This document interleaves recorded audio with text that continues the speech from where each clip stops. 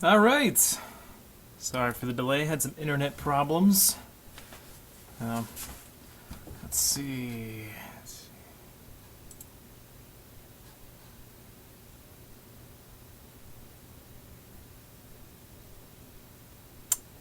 Let's see what I thought. All right. Just getting in. Go ahead and jump in the chat.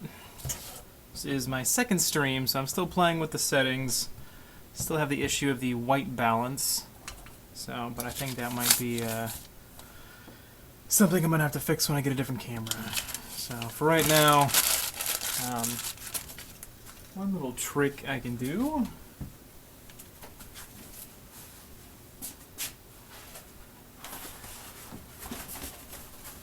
Let's work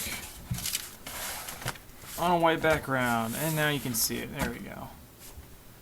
Good stuff. Good stuff. All right. Sorry, had a late lunch, totally lost track of time. So, it's the progress where I'm at right now.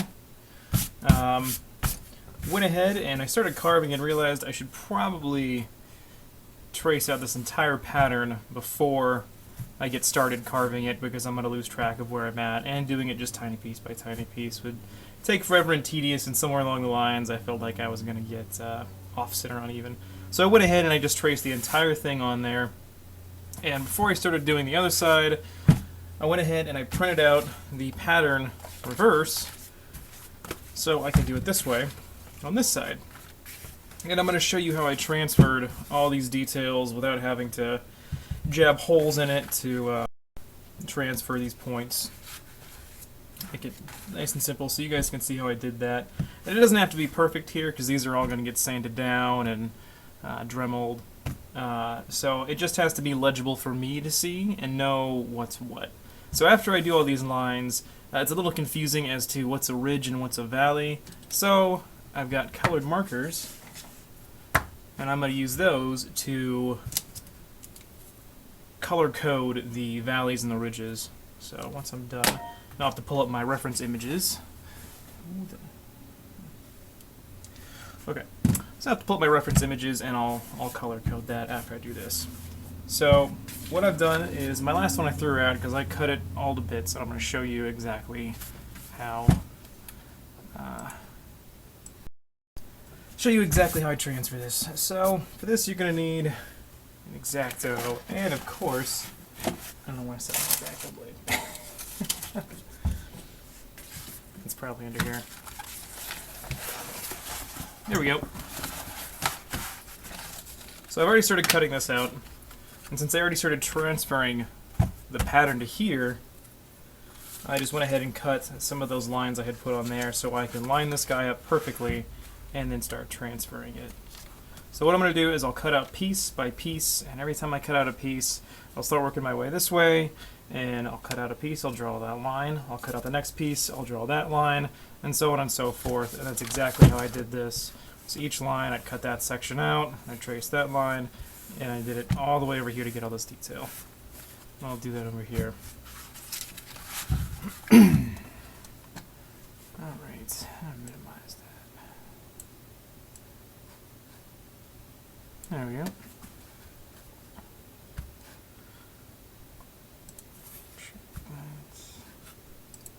Not the greatest internet connection right now. I'm having some internet problems, so the internet may cut out. Hopefully it works with me.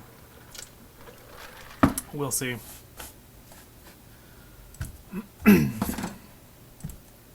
Alright. Let's get that transferred on there. And when I'm drawing foam and transferring patterns, I just use these like really cheap Bic pens, because this foam loves to dry these guys out. So you buy packs of 50, go through them. If you draw lightly, it tends to add a little bit of life to the pen. If you press too hard, it will just murder these pens. So I'm going to line this guy up without shoving my head in the camera here.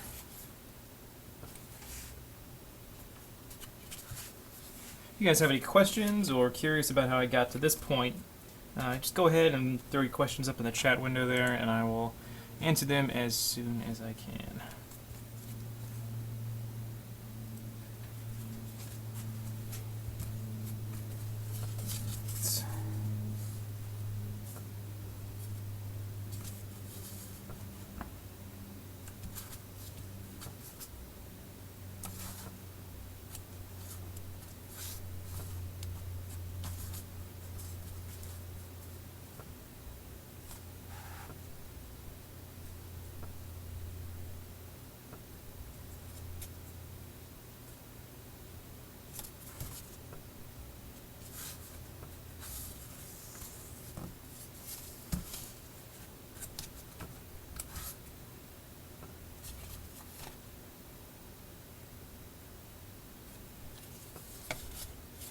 Okay. That's where I'm fairly happy.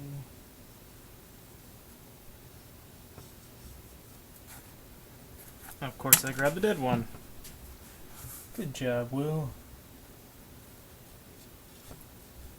There we go. Hope everybody's having a good Friday and is excited for the weekend. Unless, of course, you have to work and you don't have a normal schedule. Like, I'll probably be working this weekend. But since I'm also my own boss, I can take as many breaks as I want, whenever I want, as long as I'm getting work done. As long as I'm not using power tools, I can also drink on the job.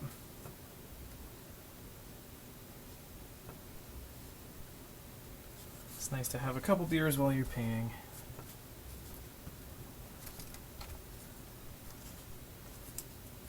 Or as my friend calls it, arting under the influence.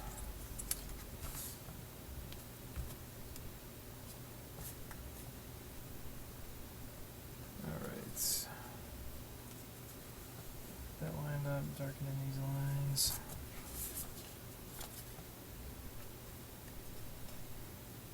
Gonna go ahead and use this. I messed up earlier on this, and I've got a couple double lines going on. So I want to make sure I mark the lines that I'm happy with.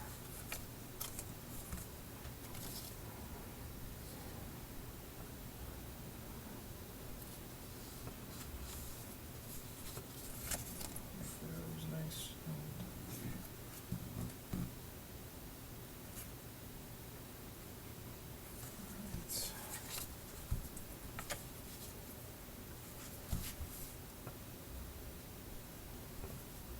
Okay.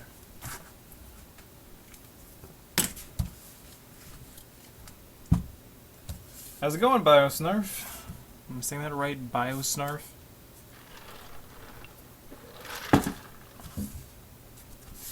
Alright.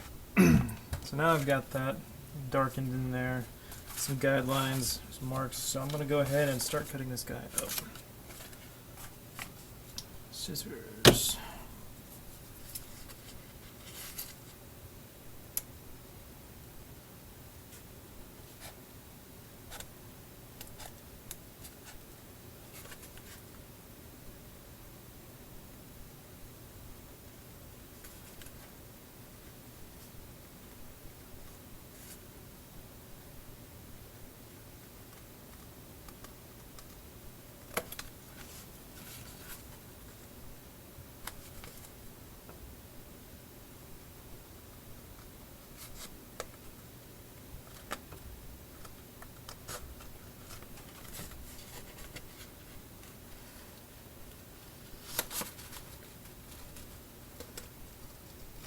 These are some crappy scissors.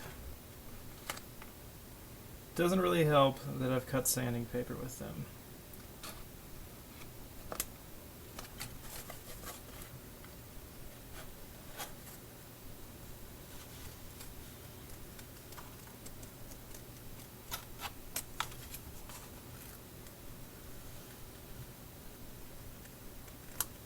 Alright.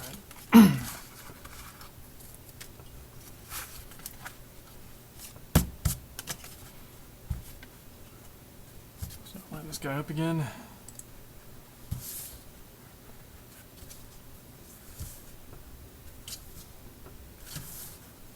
It usually helps to print these guys on cardstock. You can use regular printer paper, it makes them a little flimsier. Sometimes it's a little trickier to line them up. But cardstock is preferred.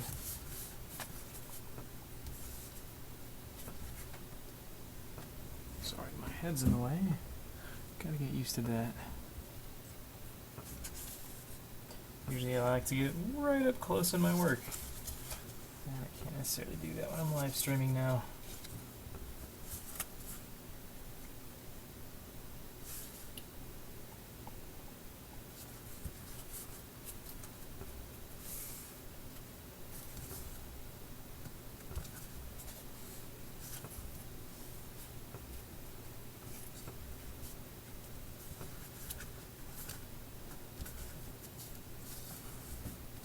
Alright, now we'll slide up.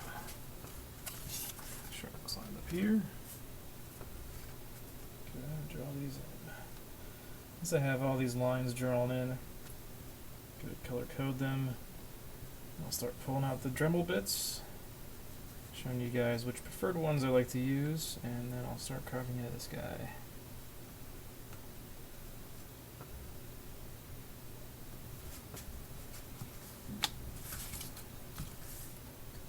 Alright. Got that. Let's go ahead and cut out this bottom section here. As you go, and the more lines you draw, the easier just to line this guy up.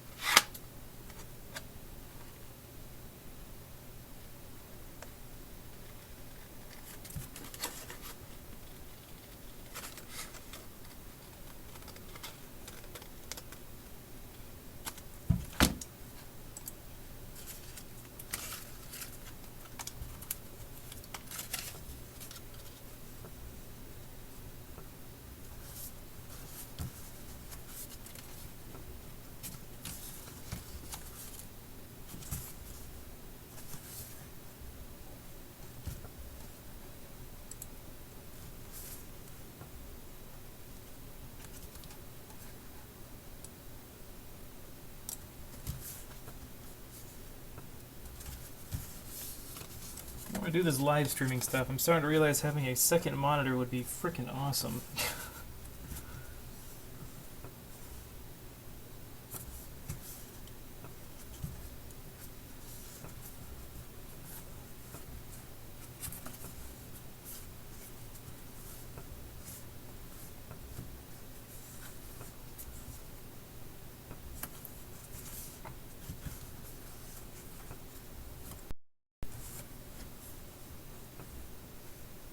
I think that looks good.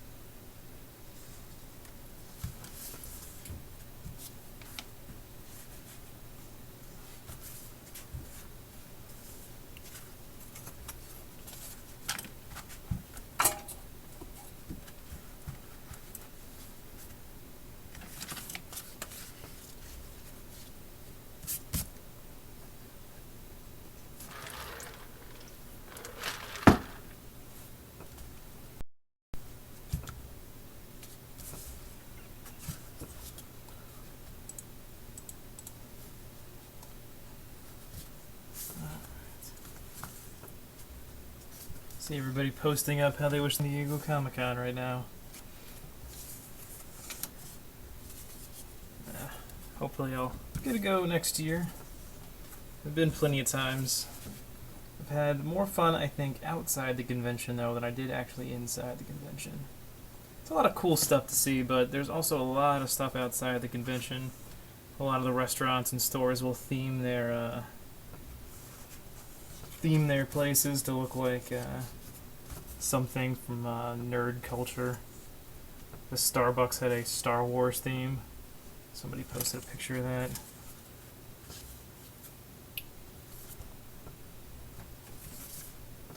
And then the first year I went, they made the entire downtown of South Park and the bar, and you could go in and get a drink at the South Park bar. And I totally missed it.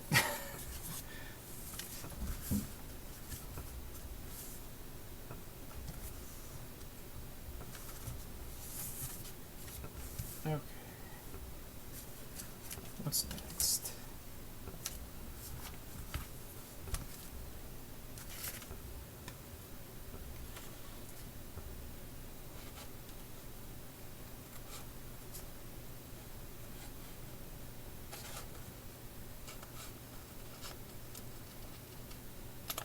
Painstaking process, transferring an intricate pattern.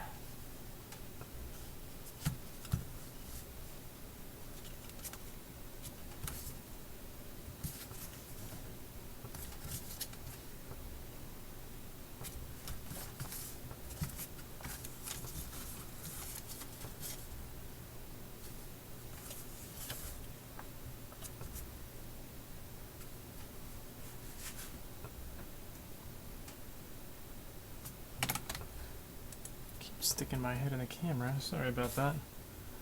Let's see.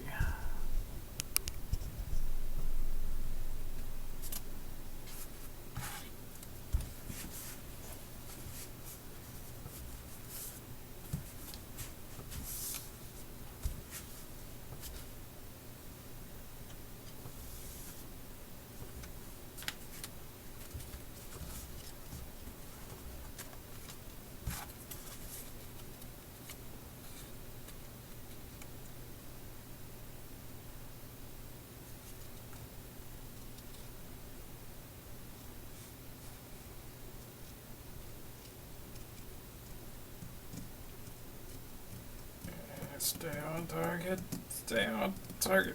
Ah.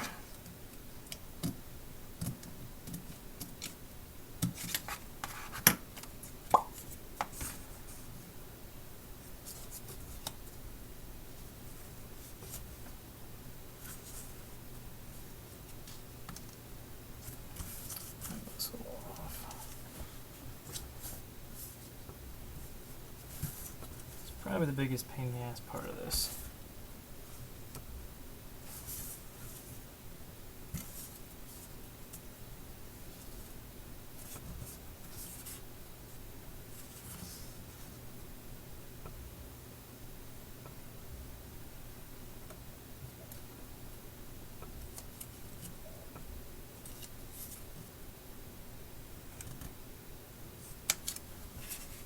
Oof.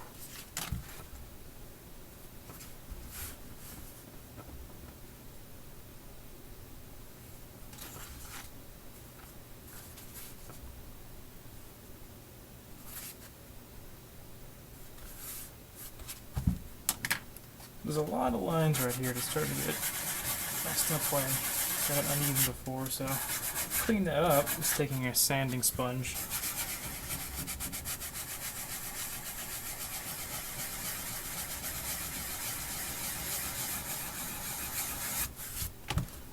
You can see that takes away all those lines. This is 220 or 120 grit. It's Harbor Freight. They don't actually number their grits. It's just light, medium, or heavy grit. And this is the heavy.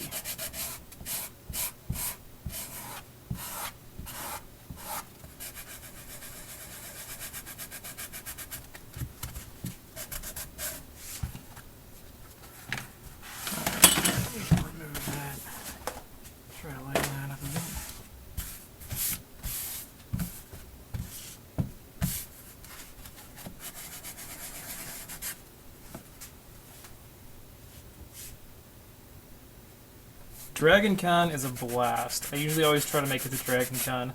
Not gonna get a chance to make it this year, but Dragon Con is a lot of fun. It's the first convention that I ever went to, and it's a huge costuming event.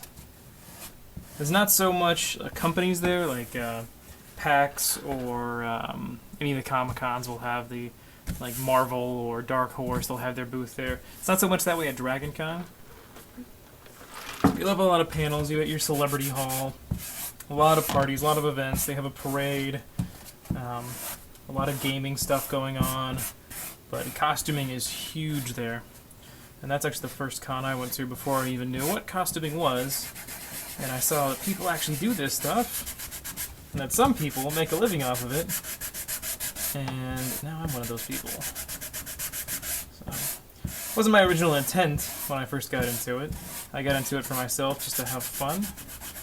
And I had someone ask if I could make him a set of armor. So we came to an agreement. I had no idea what I was doing when it came to pricing. And I had my first commission. And then after that I started picking up a couple more. And eventually I was like, you know what, I could probably make a thing out of this. So here I am now.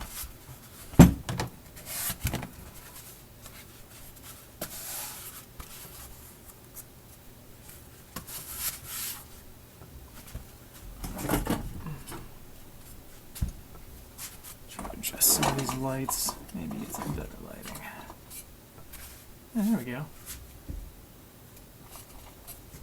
Yeah, that looks pretty good.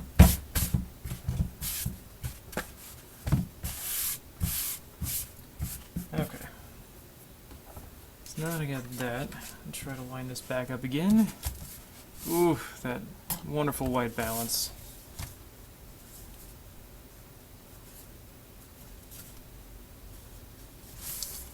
Looking to potentially get a nicer camera soon where I can actually better adjust the white balance so this doesn't look like a white shape. Got our handle pattern there.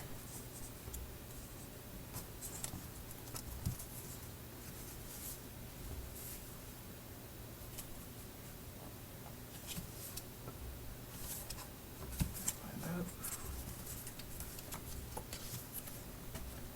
This might actually move forward a little bit more. I'll shove my head in the camera for a second. Gotta line this guy up. Okay.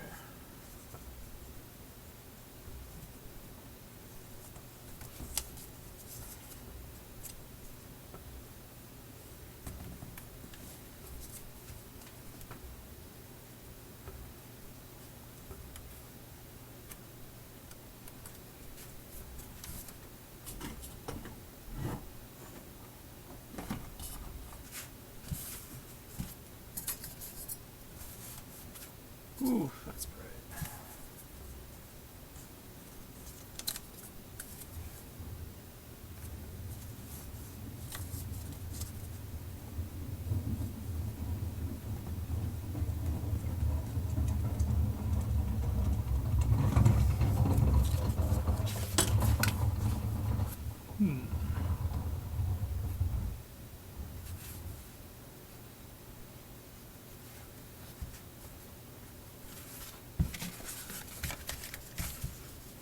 Back over here. It looks slightly off. Should make sure those are lined up. A lot of symmetry is just going back and forth and back and forth and back and forth between both sides.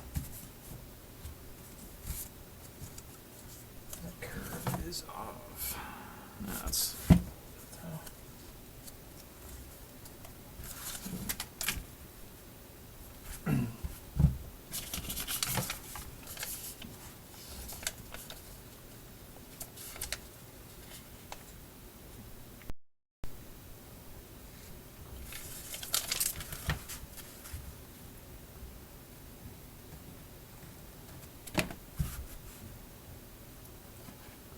Alright, so now I'm going to have to start pulling up some reference images.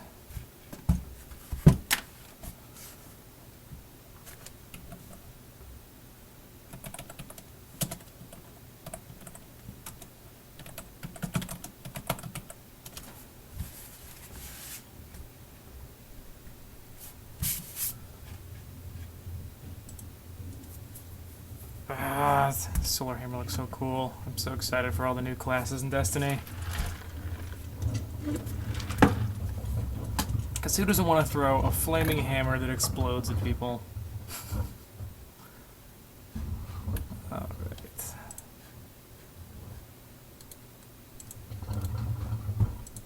Let's see if we can get some nice images of that hammer.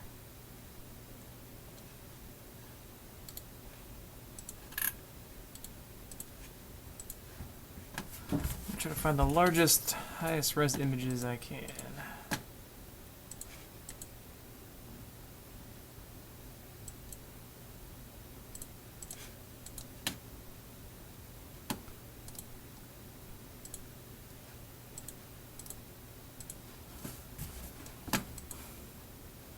Nope, that is way too tiny. That's a little bit better.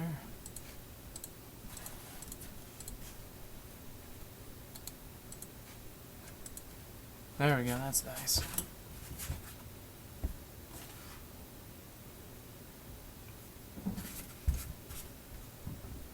So this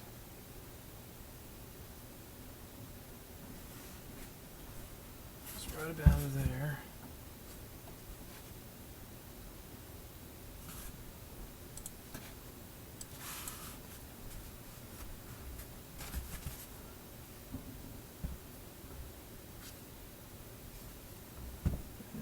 Straight across.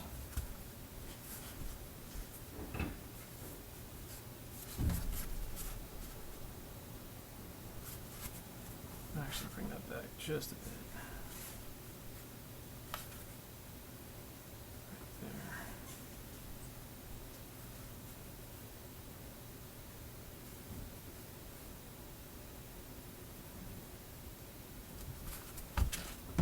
That's lined up.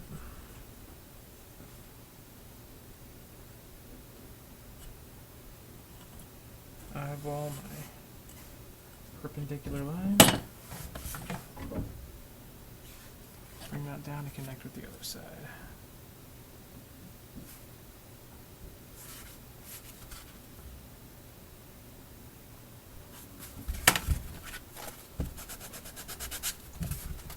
Try to clean up some of those lines.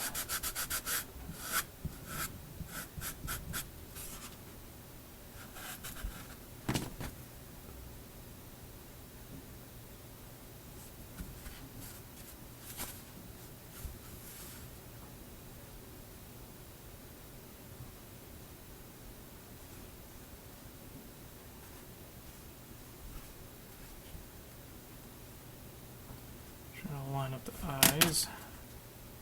It's the bottom of the eye there. Let's see, I'll use these two markers. So place this on the bottom of the eye here.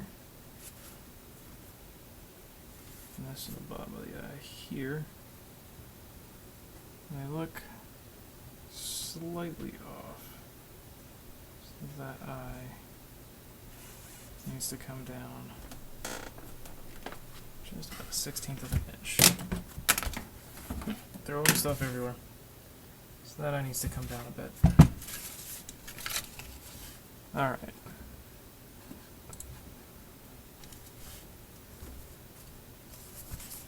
So, pop that open. Line this guy up.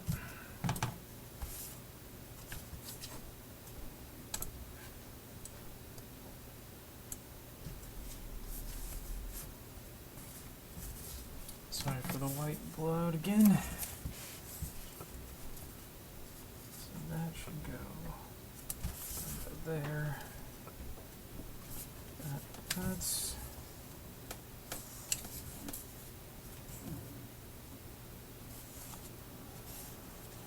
there. That should line up better with the other side.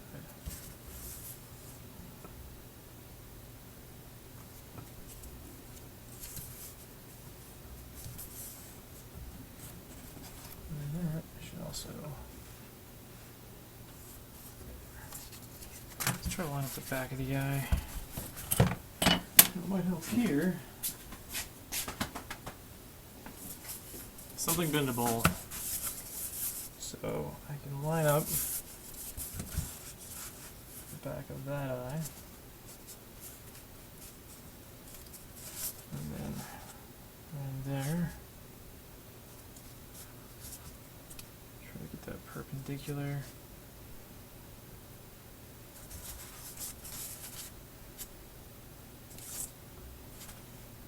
Yeah, the eyes are pretty lined up.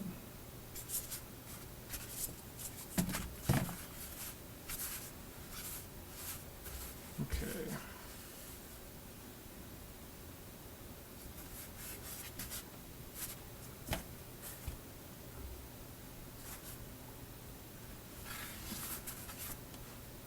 Yeah, I think it's just how that gouge looks that I put in there, throwing it off a bit. Alright. That needs to come out.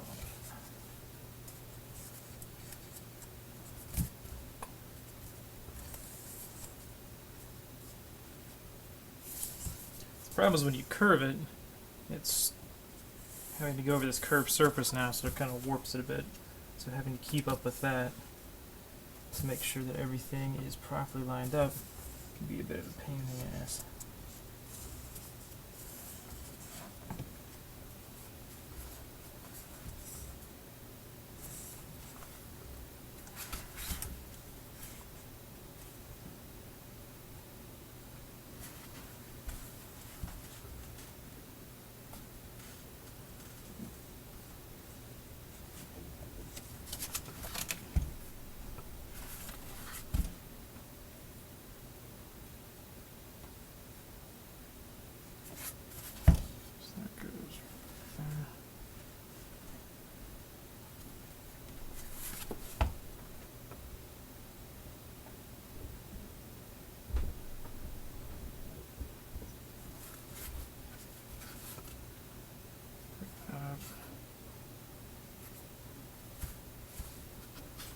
This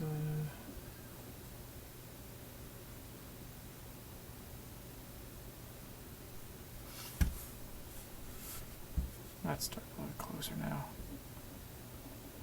Okay.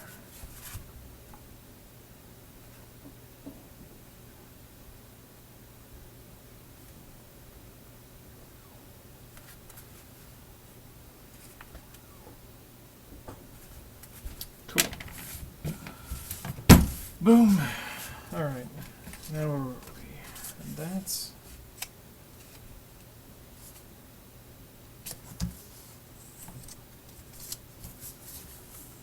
line this up. Now I think I'm going to do this circular area inside the eye here.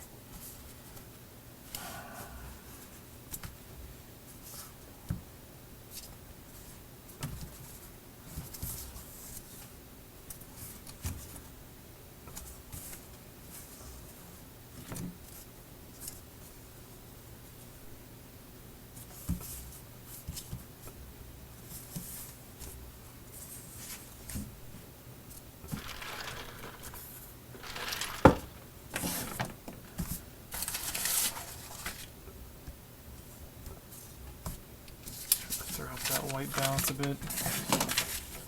There, that's a little better. You can see it.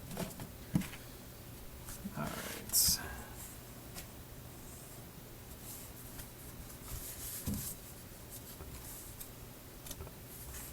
Even.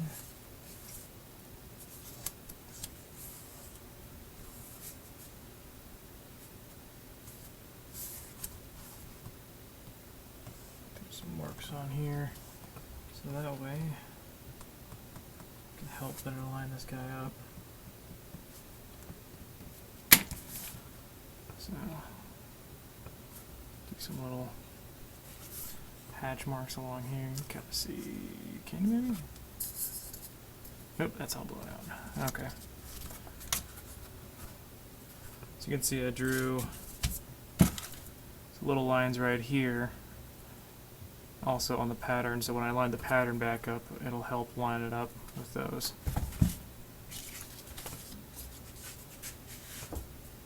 Alright.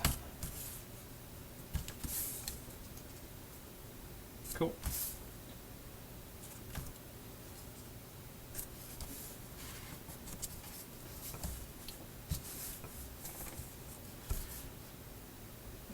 Alright.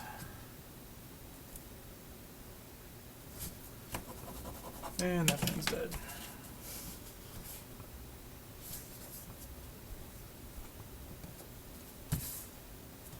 Okay. Alright.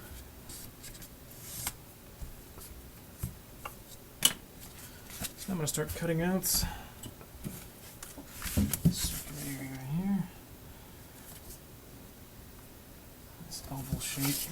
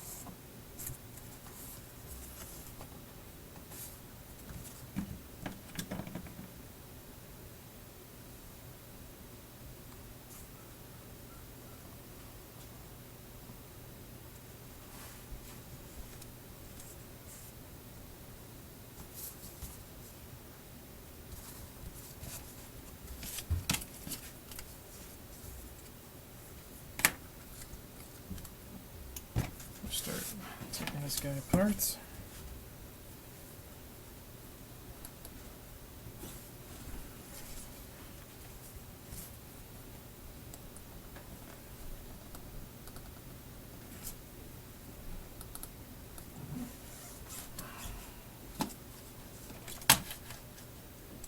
Let's get some music going, if it doesn't break my computer.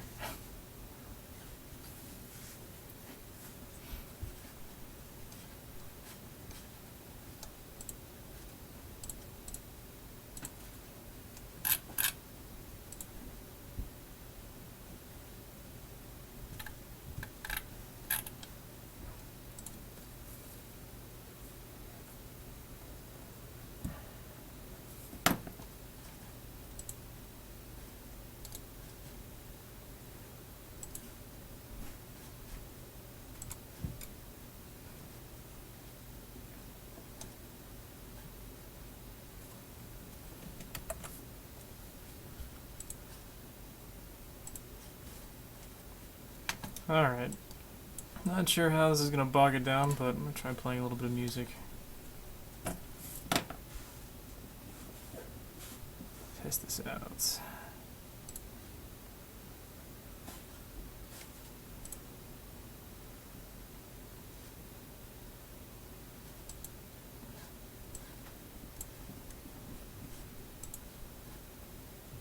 Yeah, might not be happening.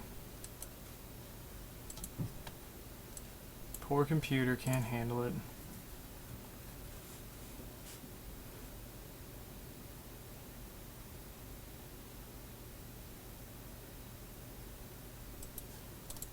Alright. I'd sing, but pretty sure you guys don't want to hear me sing. Alright.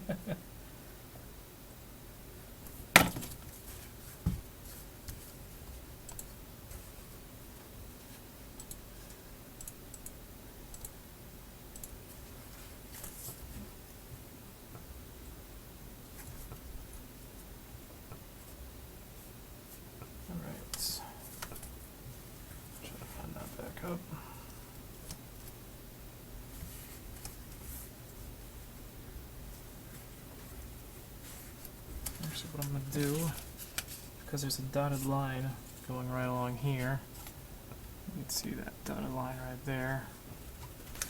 I'm going to make a mark on here so I can line up the other piece. And that way I know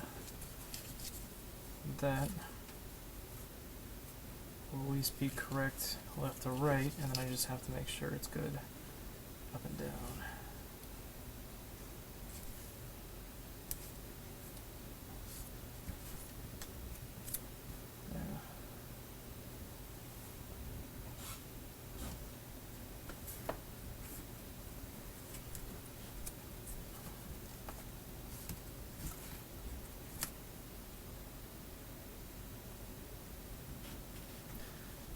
The only problem is when you're cutting a pattern like this and you're using a pen, your cut lines, your pen thickness is going to be different. So this is slightly off, which is why you can't see the other pattern.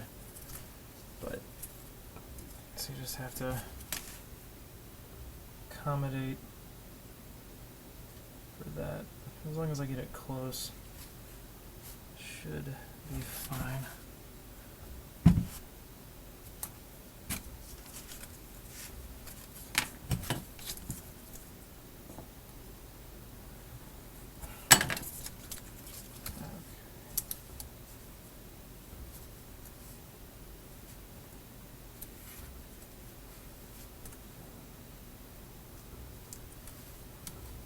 Yep, and of course I bump it and turn it.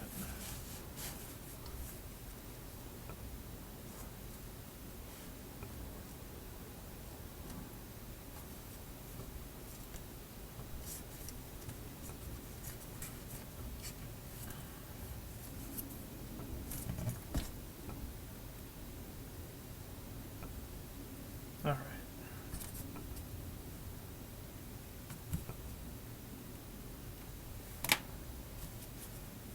Then finish removing this piece. Now, because these sides are never going to be seen at the same time, they don't have to be perfectly symmetrical. Close enough.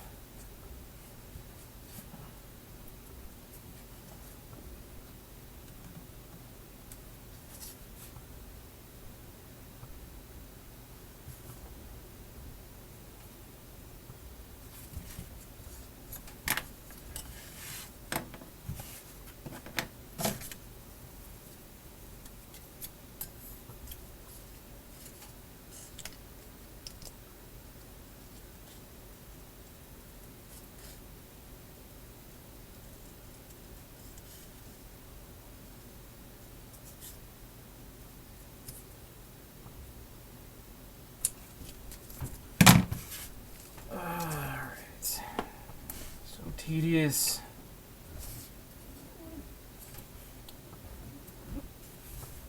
Looks good.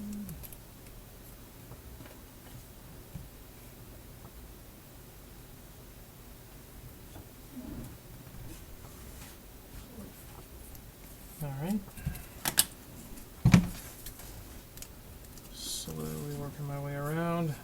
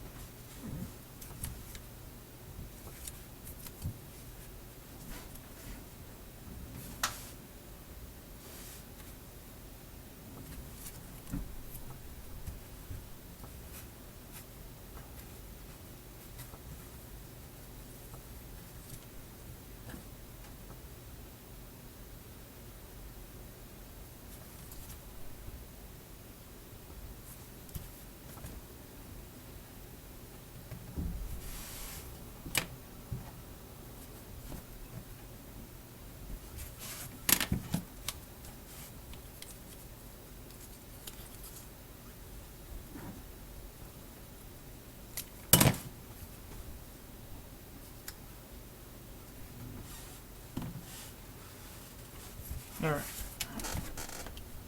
So that's really close. I can clean that up and blend that all in when I'm actually carving in these lines. So I've got that.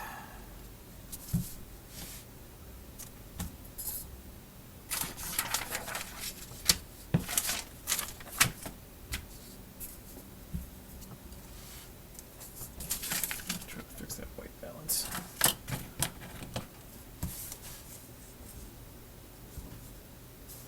Line this guy back up.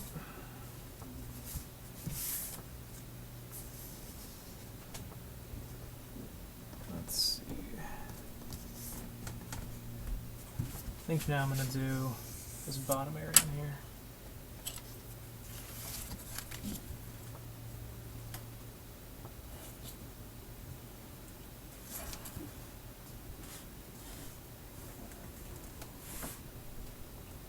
Oh, jeez, that is killing my fingers. Gotta get one of those gel grips for it.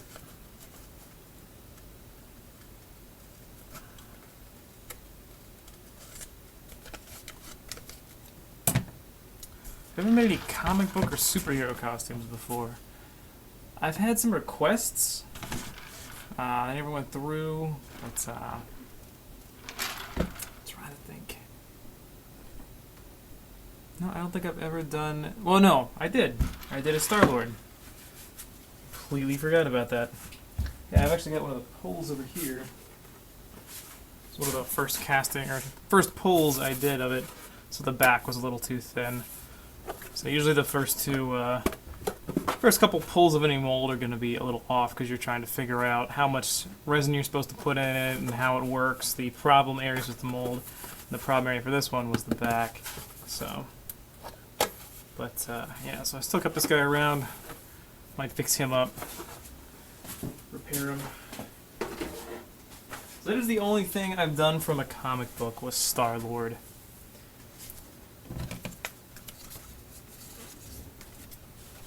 I don't know if I'll ever do any comic book heroes or properties where I'm making something for sale, because Marvel and to an extent DC are pretty big on the C&Ds, so I don't want to risk that. I don't want to step on anybody's toes.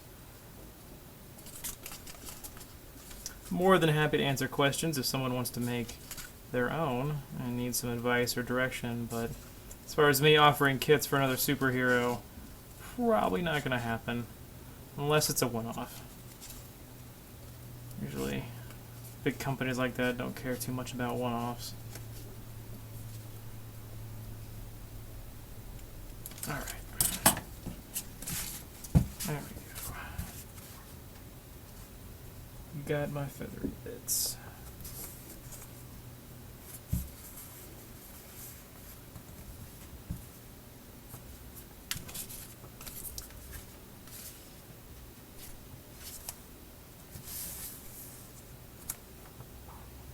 Keep shoving my big head in the way. I wonder if the camera would be better right there. So that way I can lean over and my head's not in the way. I think that might be a new area for the camera. We'll have to play with that later.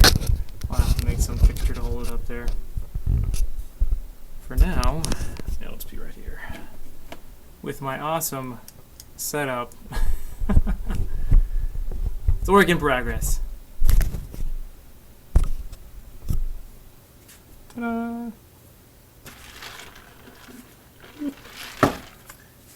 I'm not a very tech-savvy person.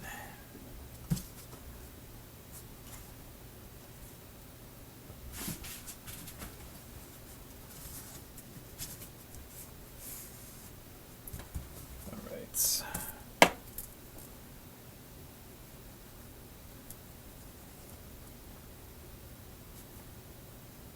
Yeah, I've never really had, because all of the favorite comic book characters that I've had growing up are more fabric. Like I like Spider-Man a lot, or like Venom. I don't really want to do spandex suits. Not a fan of my shape. And not a fan of the idea of wearing a spandex suit. And Carnage, while it's not really spandex, that's also probably a huge latex or silicone suit. That is another thing I'm definitely not gonna do. I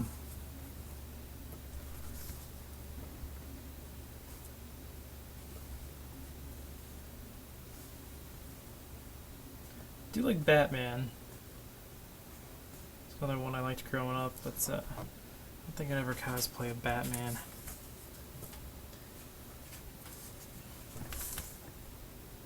Alright.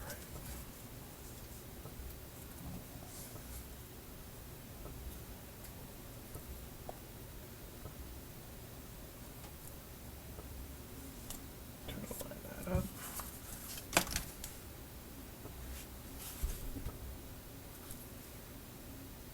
That's pretty good.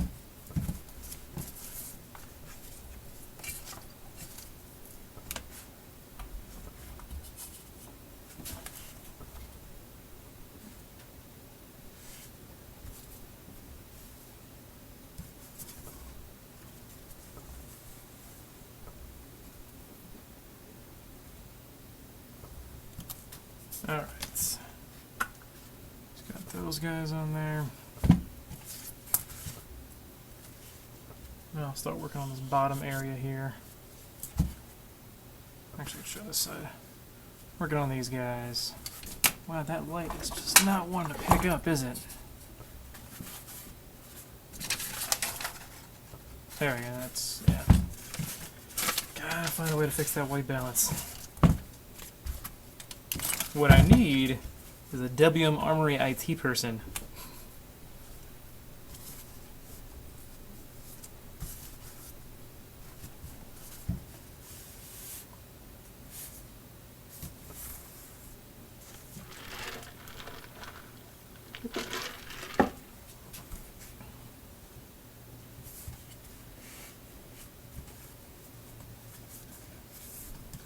Yeah, I'd much rather do armor. If I want to do sewing, I usually go to my girlfriend for that. And she is a spandex wizard. She loves sewing spandex. So, it's easier for her to do an undersuit than to do a warlock coat. So that's why I'm doing a Titan for myself.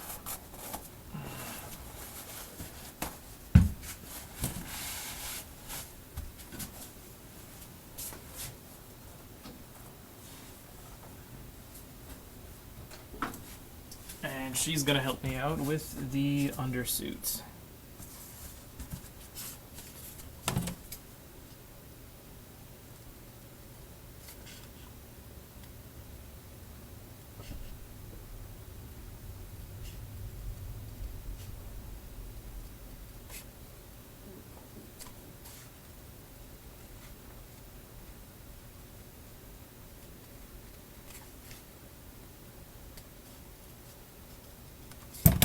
Boom.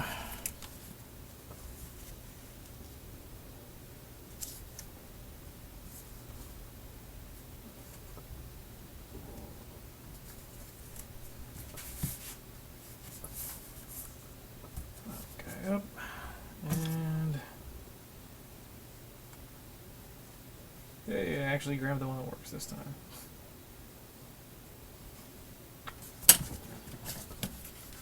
And this is why you print off multiple patterns. Because your patterns are going to get all cut up.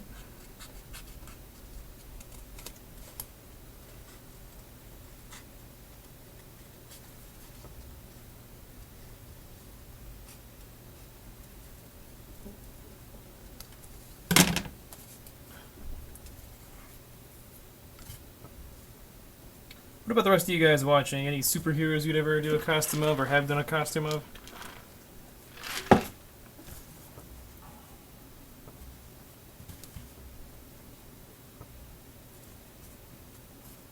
Anybody else down for wearing spandex?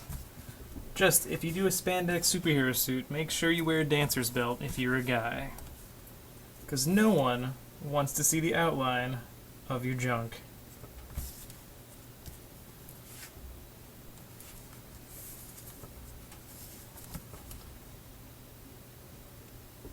I think you've been to enough conventions, you've seen someone who forgot to wear a dancer's belt and is wearing a spandex bodysuit. It's not a pleasant sight.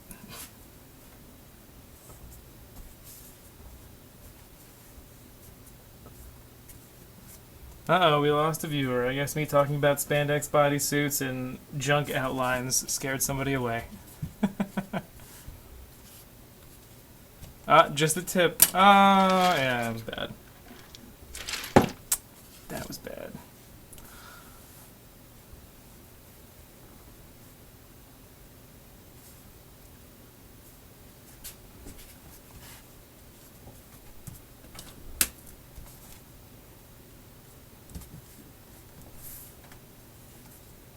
Oh, I just want to be done with this outline.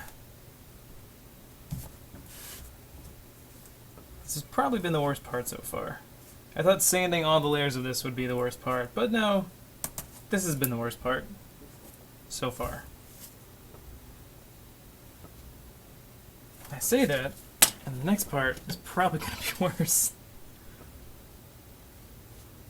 Because that's how this works.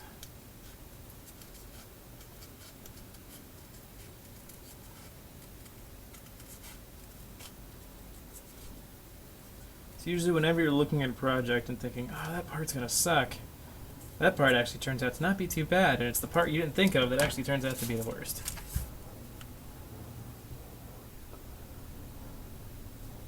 Or at least the most time-consuming.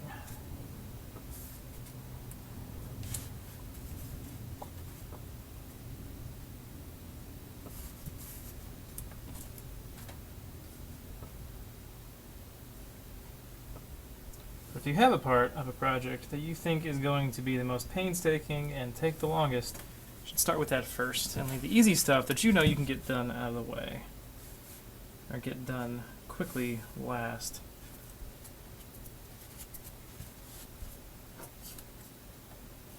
Okay.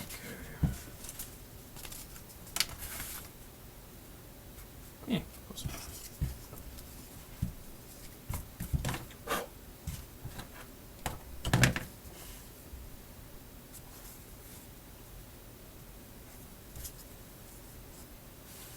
As a joke, I was thinking of making one of these and painting it with Seahawks colors, but seeing how long it's taking, I'm only going to make one of these.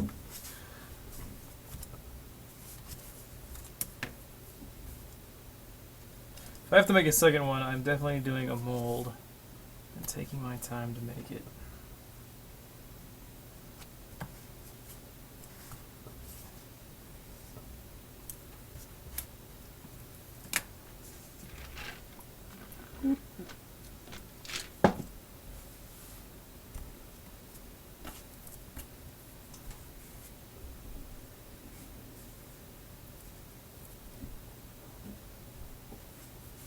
Batman Beyond was a cool series. I remember that. Most of the Batman suits look extremely too hot to wear to conventions. That's another thing when I look at costumes. I'm trying to decide if I want to do. Am I going to have a heat stroke when I wear them? Sometimes, even though it's not that comfortable looking, I just love the character. I love what it looks like, and I still end up doing it, and then I end up regretting it. Like my cultist, who's basically like wearing a trash bag, because that entire coat is all pleather. It was a very, very bad choice. Looks great, an amazing sewing job by my girlfriend, but that thing does not breathe at all.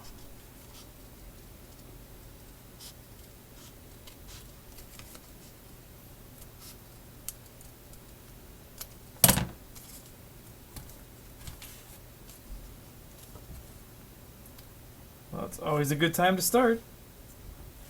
I've got plenty of tutorials and ebooks if you want to get started on making armor.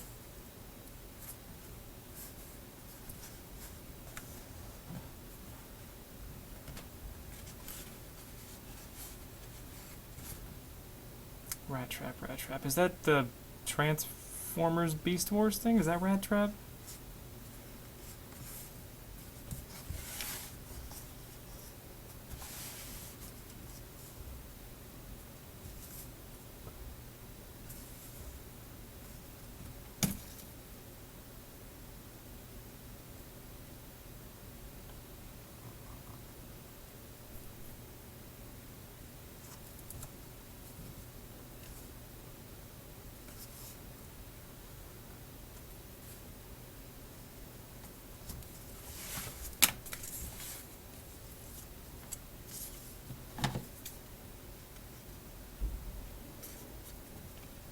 The most important thing about making armor costumes is making sure that you can sit down. First costume I ever made was a Blue Shepherd armor, and I tried to do it as close to the video game as I could, which means that while they can ignore physics, I can't. So, I wasn't able to walk upstairs or sit down. I could lean over pretty good, but that was the extent of my movement, and if I dropped something, it was quite a challenge to try to pick it back up.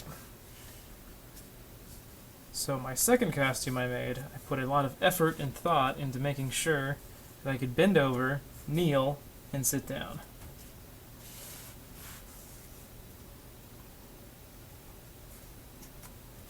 Can't link things, unfortunately.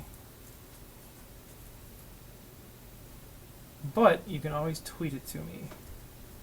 Well, I believe you can set it up on Facebook. On my WM Armory page.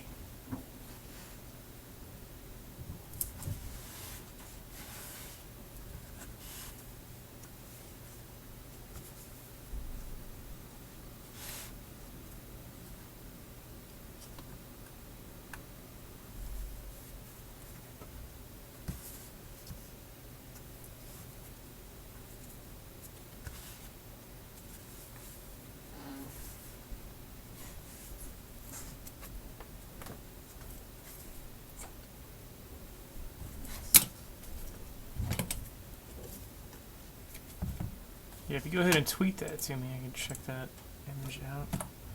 Pull up Twitter.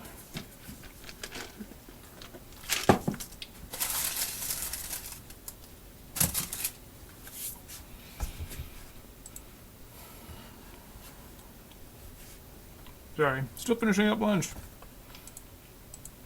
My last minute, oh shit, it's almost 2 food.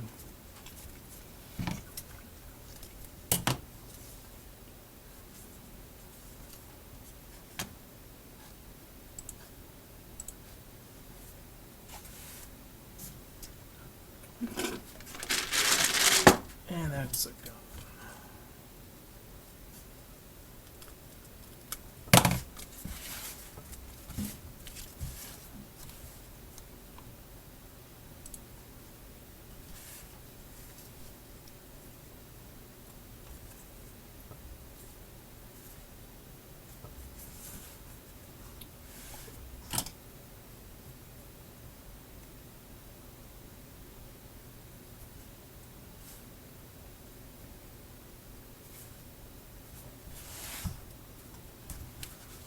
You guys seen the awesome looking World of Warcraft armor from the movie they're doing?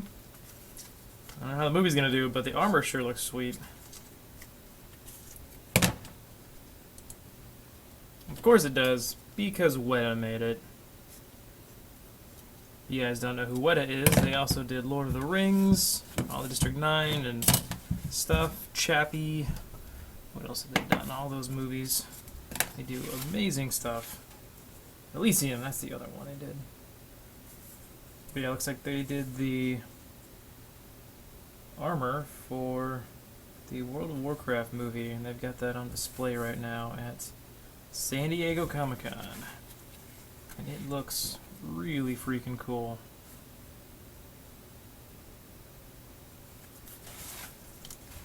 I don't usually put too much faith in the video game movies now, but I'll probably still go see it. Because like many people, I spent a lot of time playing that game. What Titan armor am I going to build? It's not one set. I've kind of mixed and matched things that I thought looked cool together. And I also tried to avoid the things that people have commonly done. So it's the chest piece is Vanilla WoW stuff. I'll probably post some pictures of it as I'm working on it, and I'll probably do a live build thing as I'm playing with it and building it. It's I think it was the Vanguard stuff you could get in Vanilla Destiny. Monitor Type 2, that's the chest piece I'm going to do. I'm still playing around with the arms, but I think I might do some Vaulted Glass stuff for the arms, and just whatever looks comfortablest for the legs. Helmet, I'm not going to focus on that just yet. I'm I'm probably going to do... I can't think of the name of what it's called, but I'll do that later. If I can't get the helmet done, I'll just do up my face like my character in game, which also has a mohawk and some fancy face tattoos, so I'll just draw those on. And I'll pretend I'm in tower. But, yeah, mixing and matching stuff is nice. The fact that you don't have to have just this complete set. You can actually mix it and match it and really make it your own. And then all the crazy shaders they have out there, which half of them aren't that pretty.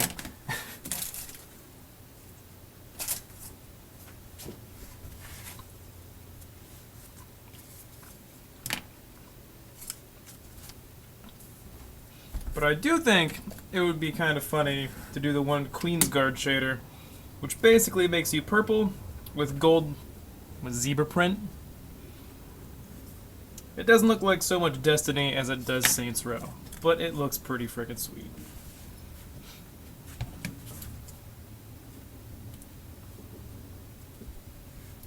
Alright, so many little pieces. Try to figure out which ones to do next so I can keep the structural integrity of this pattern, not let it just completely get demolished. This is a very tedious step in the process, one that I thought I would already be done with.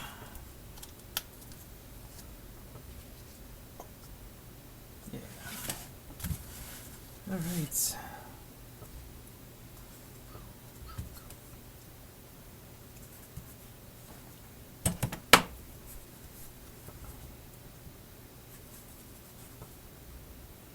Yeah, the Titan is my next project.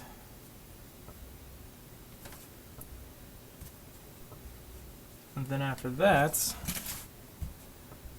I might do something from the game War Machine. I don't know if you guys are familiar or not, but it's a tabletop miniature game that I spend entirely way too much time and money on.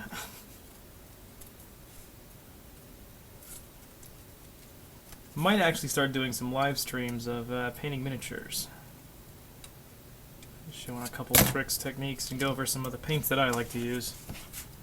Which actually, a lot of the stuff that a lot of the techniques and things that I brought into prop making, I took from model painting.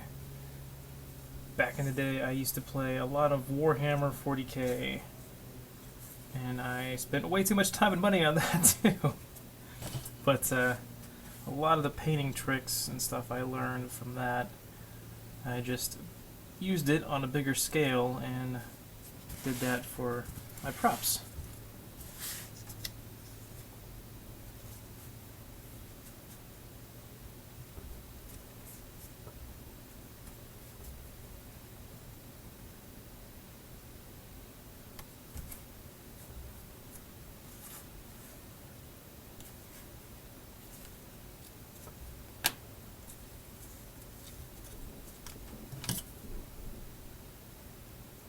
Yeah, War Machine, even if you don't play, they have some really, really cool looking designs in their world. I like the kind of industrial fantasy concept. It's very new, it's fresh, it's not just kind of copying what everybody else is doing. But they have some really cool, unique looking stuff in that setting. And I've got a particular character that I really, really want to make for a costume for myself. Maybe sell some castings of the helmet. Of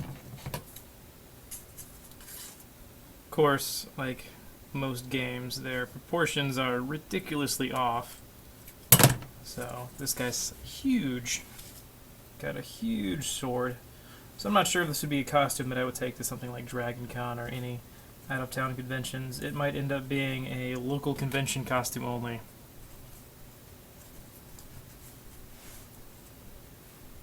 So Sir Kill Bunches, you play a lot of 40k. What was your, what faction did you play?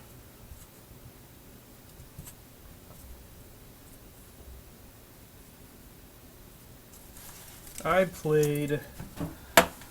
What did I have? I had a couple Space Marine armies and Necrons.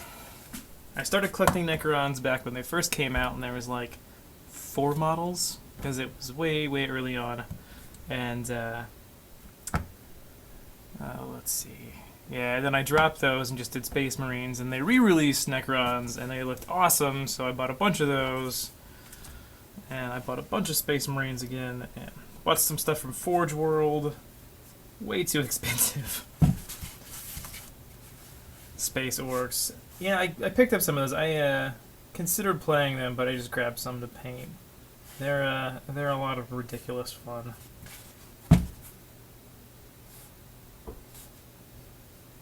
Especially if you like a lot of miniature spam. Alright, almost there. Oh, excuse me while I throw this on my desk. Getting there. Just gotta do all this stuff in here, and then we're good to go. Start carving this guy out.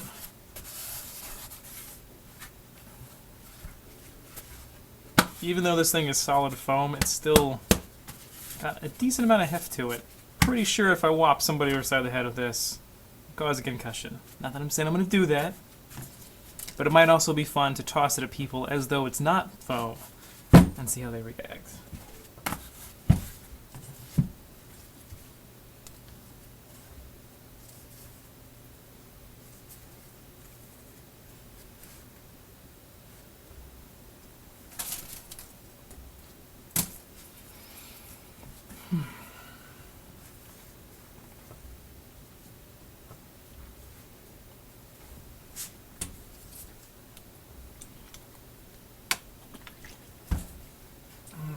Alright. Figure out how I'm going to transfer this next part of the pattern.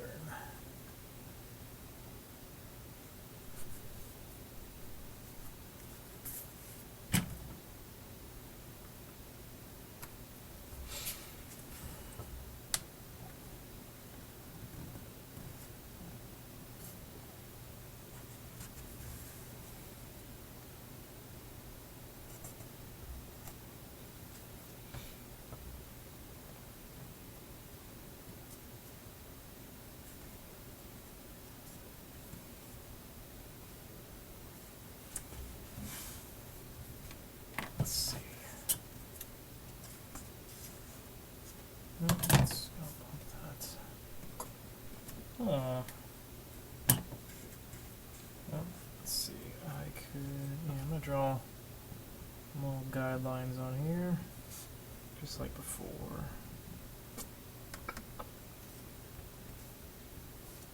All right, and then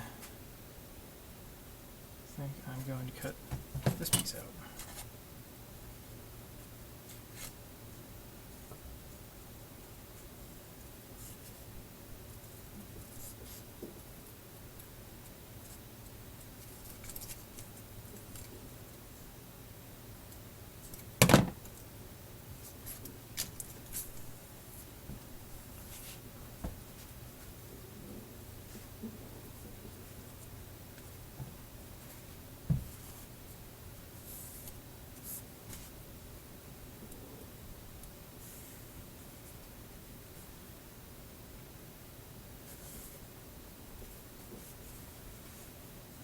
Warcraft orcs were pretty cool. I was a Hordes player.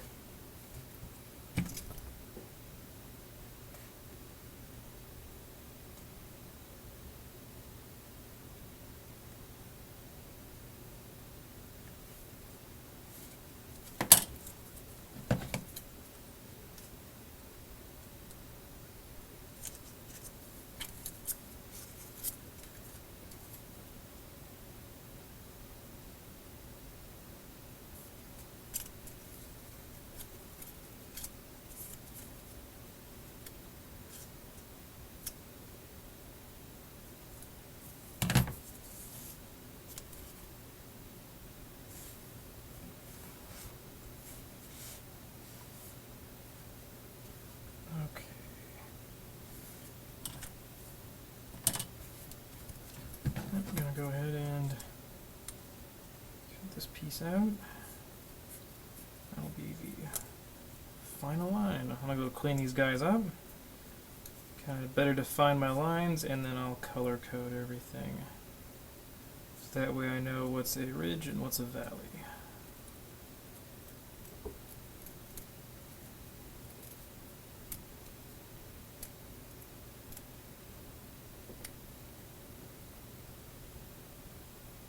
Streaming for a bit today. Yeah, I might go for another hour. We'll see how it's going. Seems like we're getting some more people in now, so yeah. Be streaming for a bit.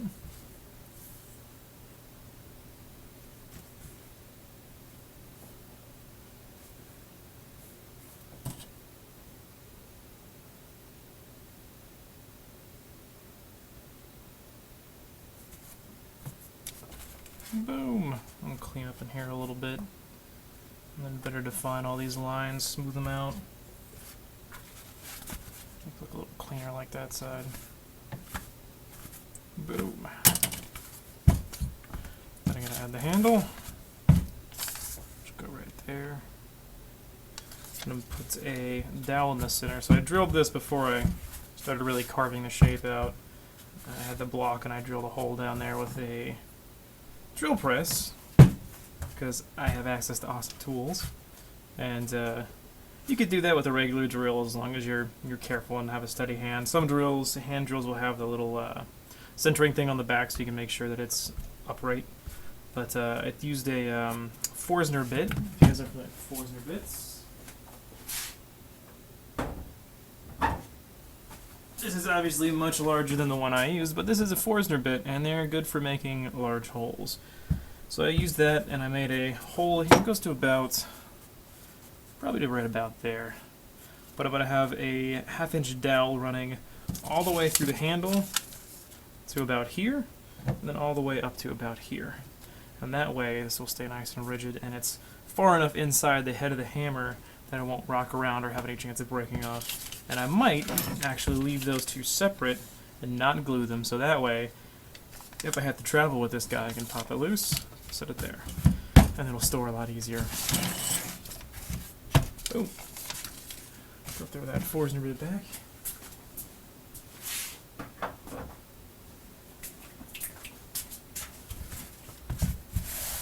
Aw, yeah, we're up to 8 viewers. Big numbers. Hey, pretty good for my second stream. And as you can see, this scrap pile is what's left of the pattern. And that's what happens when you are transferring patterns. Ta-da! And the trash. Don't need that anymore. Just need my reference images, and I might have another copy. It's nice to have some copies to cut up and one copy of your pattern that stays intact so you can constantly have a reference, and then a folder full of reference images so you can constantly refer back to it. Alright, I gotta start dremeling this guy. So when I'm cutting into this guy, that's preferred Dremel tools I like to use.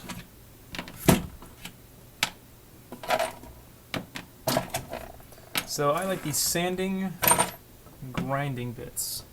Work pretty damn well for foam, keeping it nice and smooth. So for grinding bits, got things like these guys. So these are all grinding bits, like stone grinding for sharpening stuff. This is actually a chainsaw sharpening bit. And these guys are for whatever, metal sharpening bits. So you have all these different shapes and sizes. I have the sanding bit with the little sanding mandrel with little drums that you can exchange and put on different grits.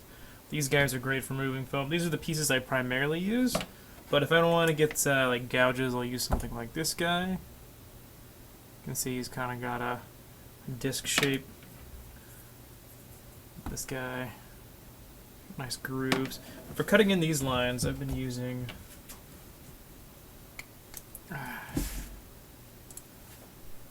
this guy here. This is one of the grinding bits. but it's similarly shaped to these sanding mandrels. So I'm using that at about a 45-degree angle inside here to sand these.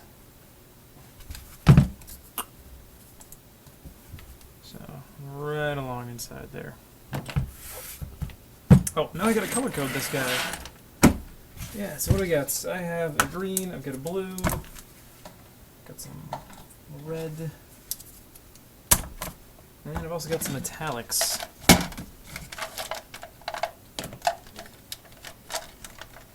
One thing to note, whenever using metallic markers, always store them down, because if you store them up, the inks are pretty heavy inks, and they'll drop to the bottom, and then they will dry out, or the tips will dry out.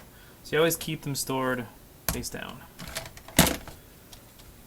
Alright, so grab my reference images here. Let's see.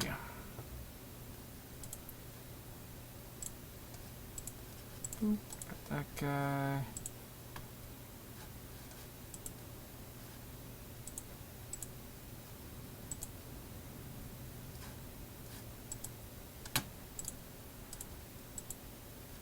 Okay.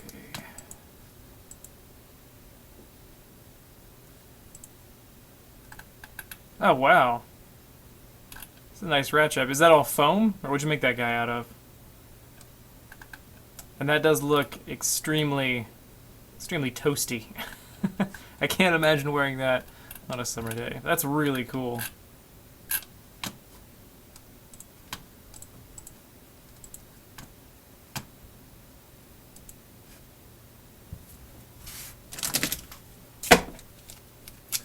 Alright, so that, and then pop open Facebook here.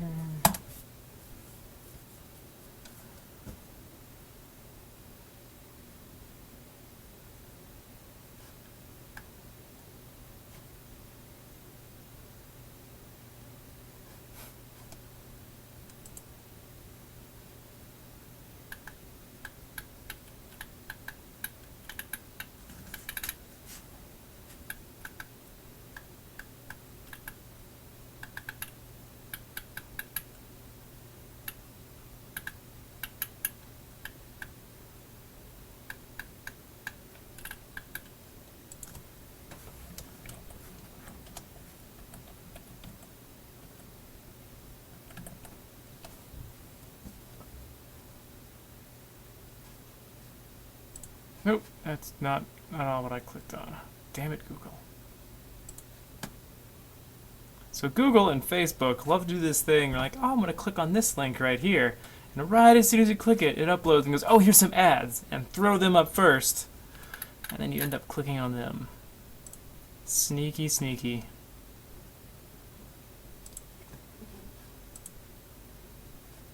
Alright.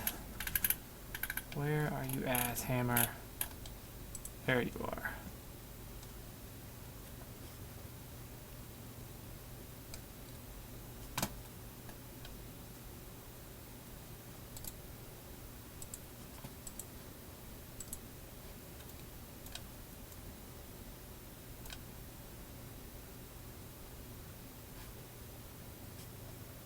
Alright, so let me share this.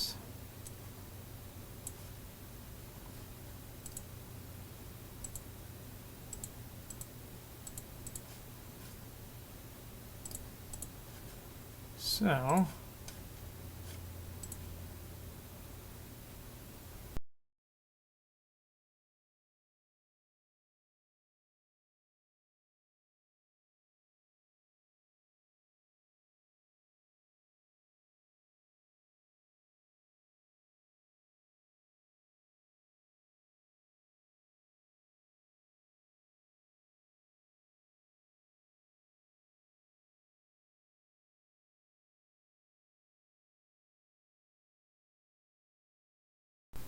yep, there's my ugly mug again. Oh god.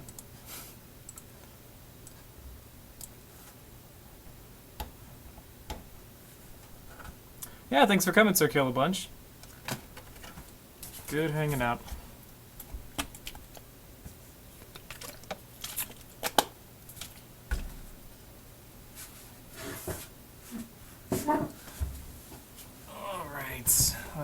see, pull my reference image.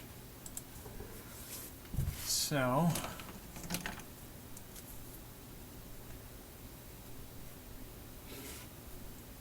this whole part looks like it curves in a little bit. Might have to shape a bit.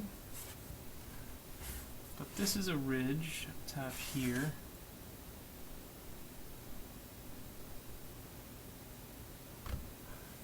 Man, it's kind of tricky to tell with some of this chrome. Kind of.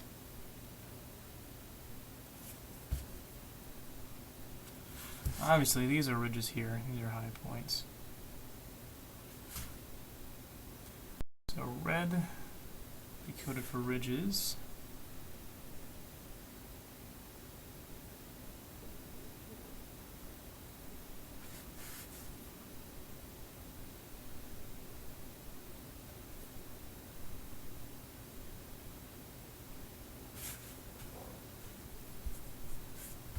This also looks like a ridge. Did I mess that up?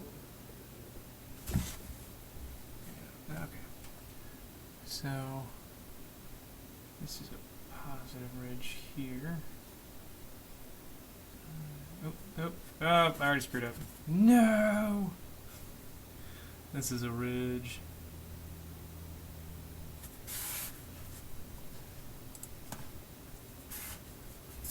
That's pretty dark.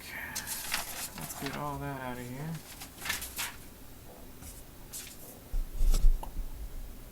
Okay.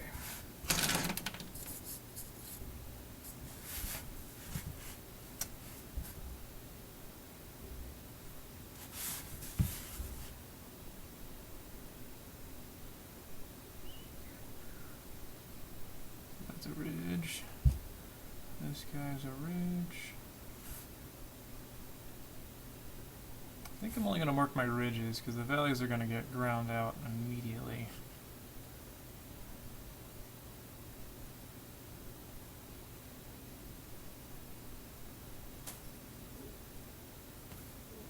This is a ridge.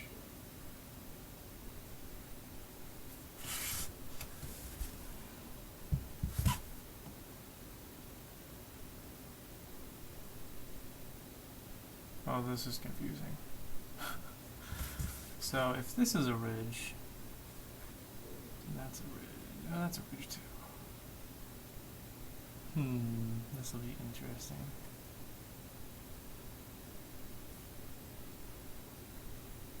This must be flat here, or flatter. Yeah. Like, is this a ridge?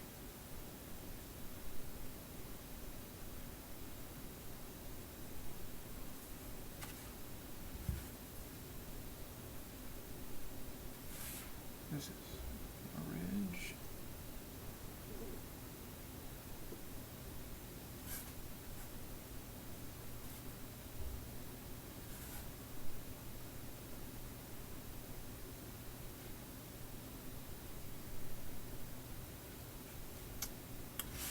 This is a ridge.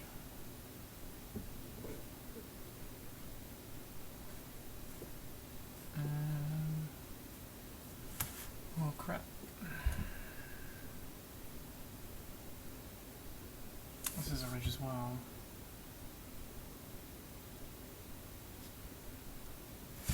This is interesting.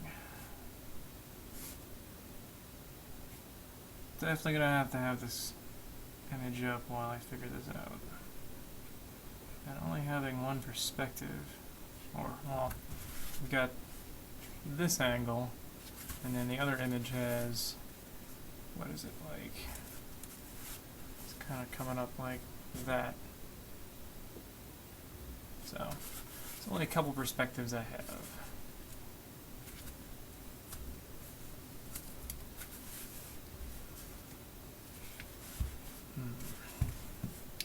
Maybe this is a ridge.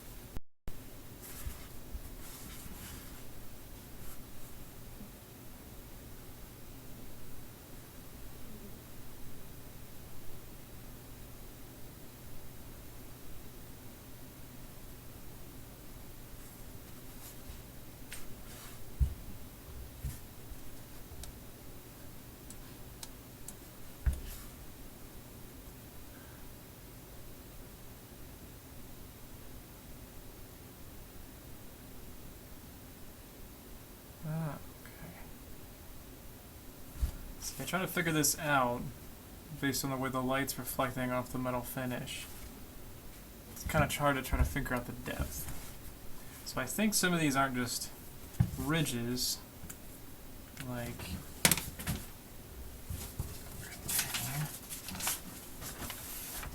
So some of these some of these lines aren't so much just flat out ridges as they are more little like steps almost. So it's figuring out the angle. That's why having as many shots and angles of whatever you're working on is key.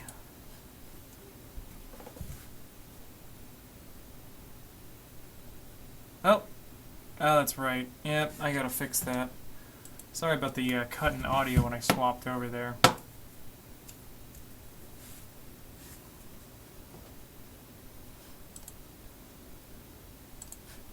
Yeah, still playing around with this OBS, learning how to set it up. Gotta grab a better camera, but yeah, sorry about that.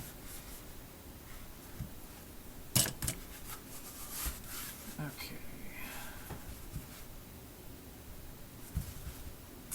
What am I gonna do next?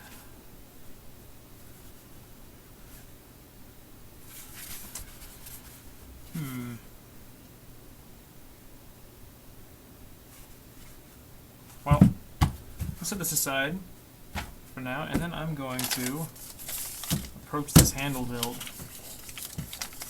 So this guy, I'm going to use primarily this thickness. Let me get some scrap on that. Primarily going to be using this thickness of foam. It's the 1/2-inch floor mat. But I'm going to wrap it with the thinner foam, which is, I have a tiny piece. Actually, this stuff right here. So I'm going to wrap it with this stuff, and this is, I think, 2-3 millimeter. But I want to make sure that when I'm getting the base of it underneath, I want to reduce the diameter by double whatever the thickness of this is, because I'm going to be adding that as it wraps around. So I want to take the thickness of this and then subtract it off both sides here, so when I'm cutting out this block here for the foam, that it doesn't add too much around it. So let's see. So the thickness of this, if I can find my little ruler. There it is.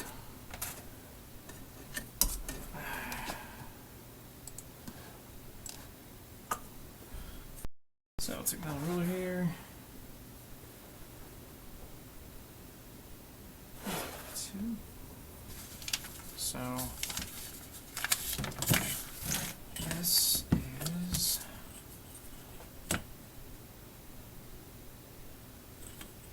a dirty ruler, that's what that is. That is also pretty dirty. I think I might have to go get a new ruler sometime soon. Alright. So that is 1 3/4. And I need to take off different side. So switch this side to 16ths here.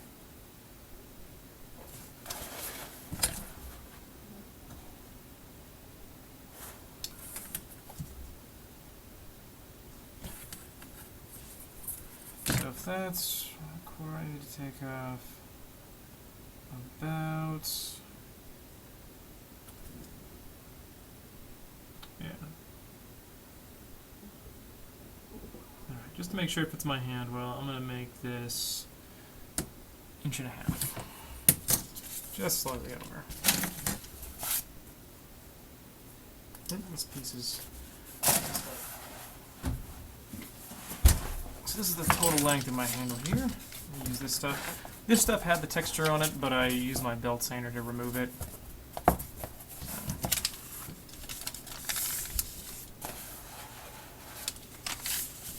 This is, I guess, I don't know LARP regulations. I don't know if this is LARP standards or not. This is actually just for a costume piece.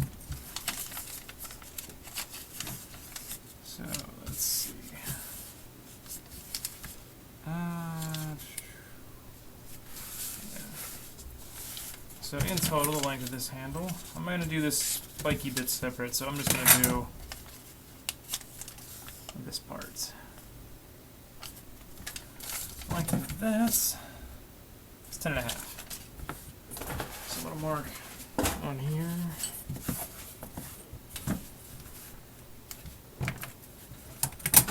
Always helps when you're drawing rectangles or squares to have one of these 90-degree angles.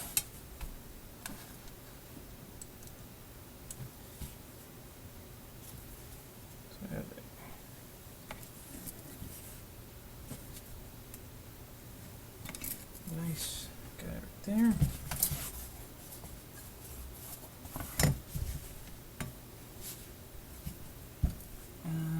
Let's see. Half.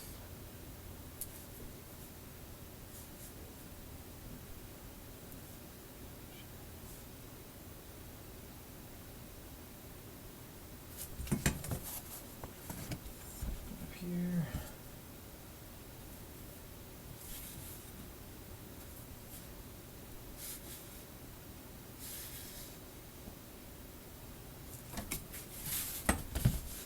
Line up along the bottom here.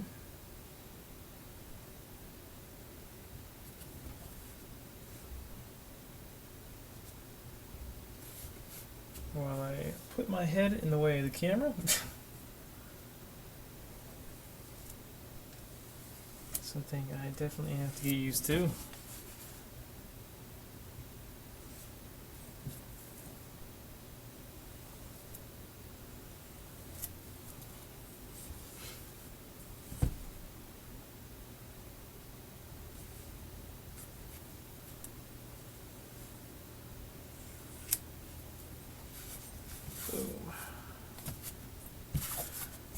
Alright, mark up here.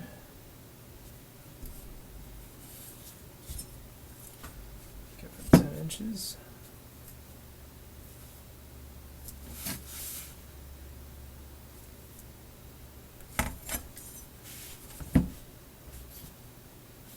It's nice to have these guys as metal too, so when you're actually using your X-Acto knife to cut them out, you don't risk cutting into the ruler.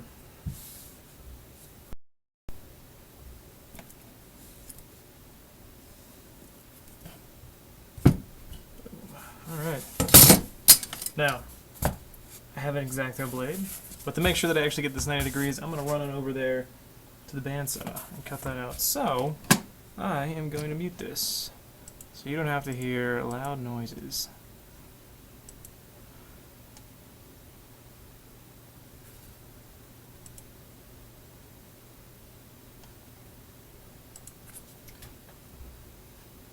I will be right back.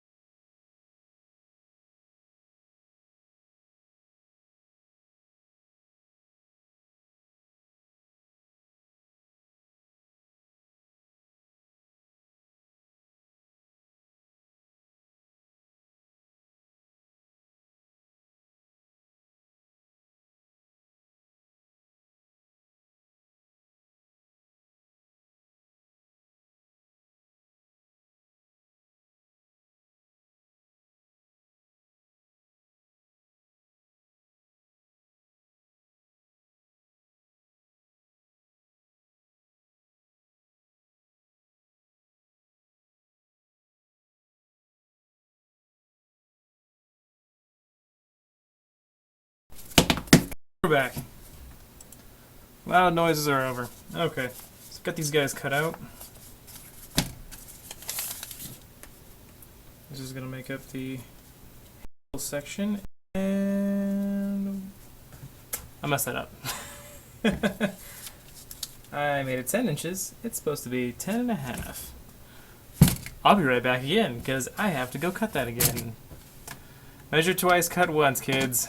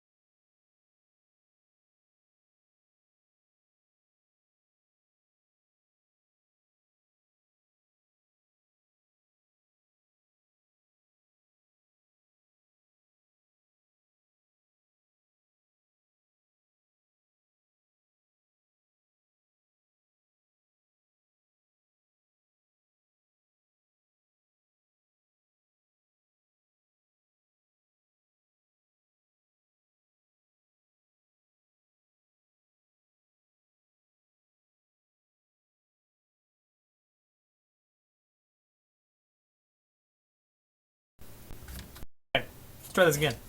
So I went over just a little bit, so that way I have something to sand off to make sure that they're even. So I did about an eighth extra, so it is just slightly over. That's good. All right, so I got that. Now, one thing I forgot is I don't have the dowel right now, but let's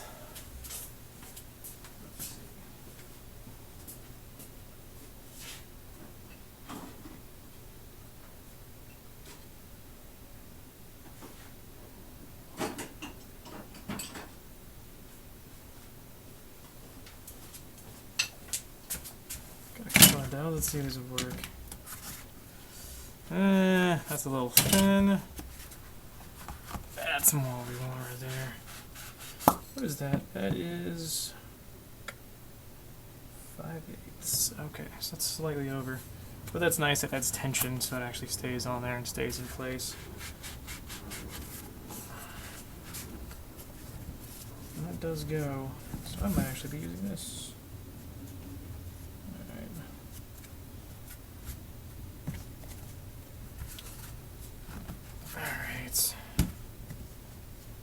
Boom. Yep, I think I'm going to use this guy. Alright.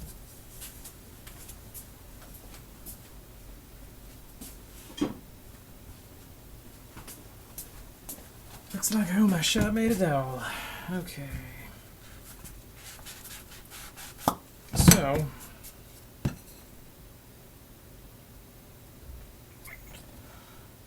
that's actually a little thicker.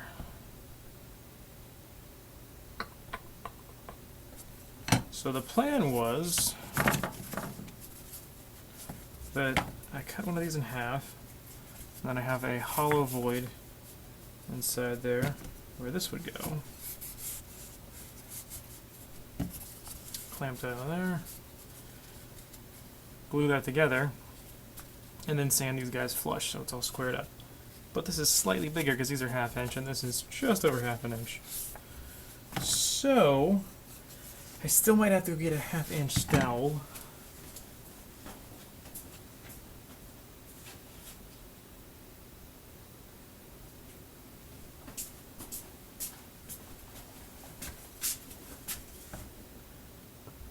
So that claims it's 1/2 inch, but that's just slightly under.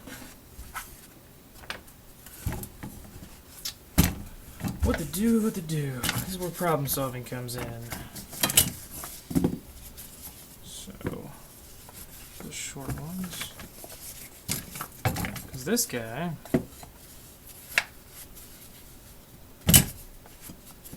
he actually does fit nice and snug inside there.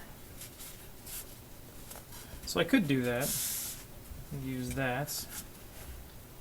And then I could add something inside there, or wrap tape or something around here to give it something thicker. Some glue, maybe something. If I do make it permanent, then that would be fine. So I might just use this guy. Alright. So now, what I'm going to do is draw the center line right here. Make sure I have my properly cut length piece.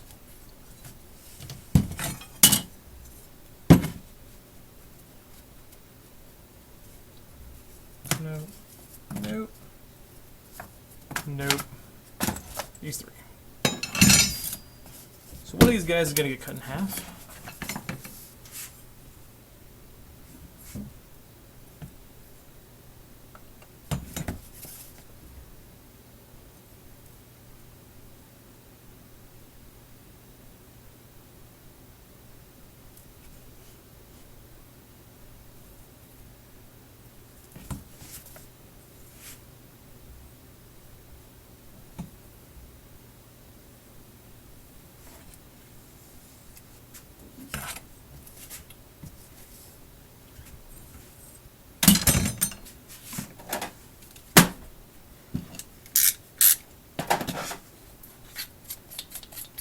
Gotta love these handy little sharpeners. These guys are awesome. The Kershaw sharpeners. Can't read it there. But it's the Kershaw little sharpeners. These guys were great for razor blades because foam loves to dull razor blades. About 20 bucks on Amazon. I've got links for them all over my website. You can go to wmumry.com and check that out. Get them on top tools to get, other links on cutting foam.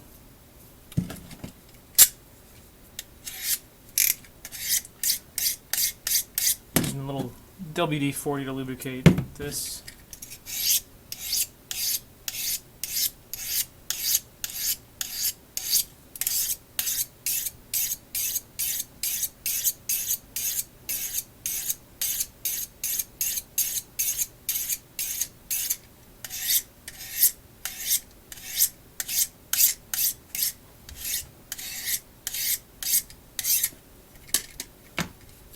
Alright, like I said, it's good to have metal rulers, so that way you can use them as guides and not have to worry about cutting into your ruler.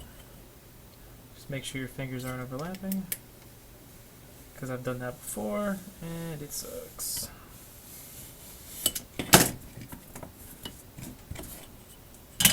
Alright, so I got that, and on this guy, I'm going to mark my center points.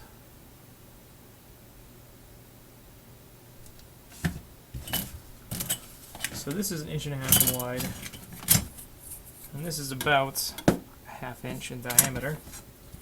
So I'm going to mark the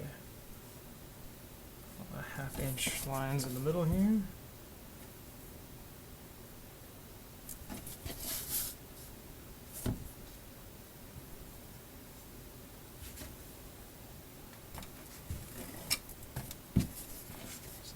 this guy's gonna go.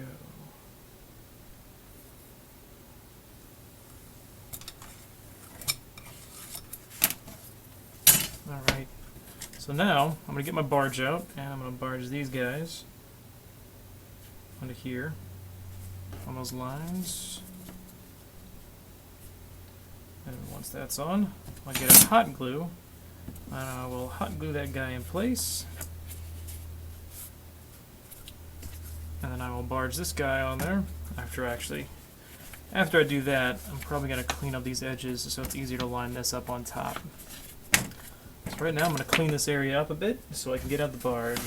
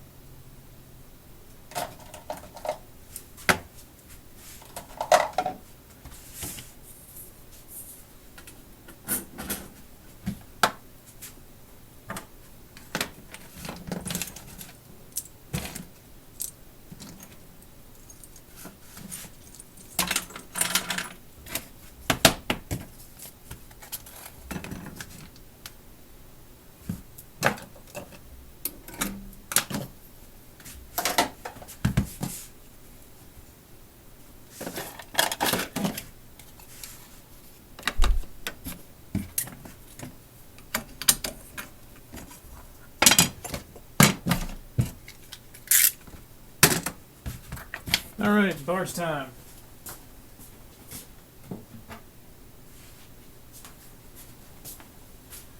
You are fabricating with foam. This stuff is the shit. This stuff is rubber cement that's meant for shoes, but it holds foam together like space magic.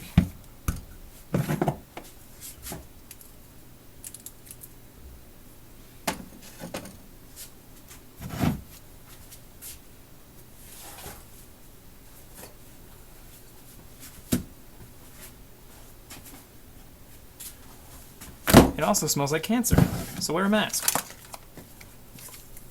Or have good ventilation. If you get a garage, the doors open, a fan's going, you should be fine. But I'm in an enclosed basement right now, so. Safety first.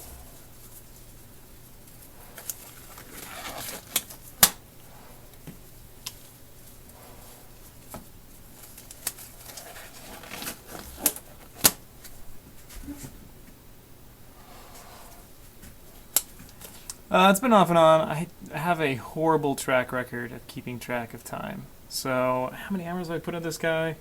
Because I'll work on him a bit, I'll jump onto something else. Then I'll work on him for a bit, and then I'll jump onto something else.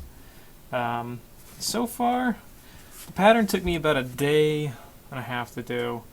Just finding all the reference images and staring at it for a while.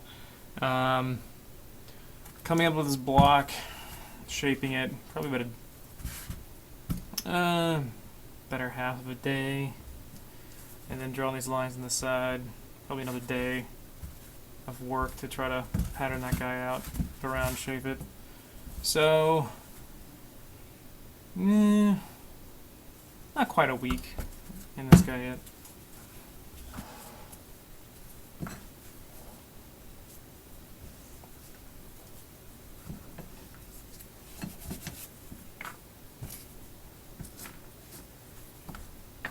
That's about 6 hours actually in the shop.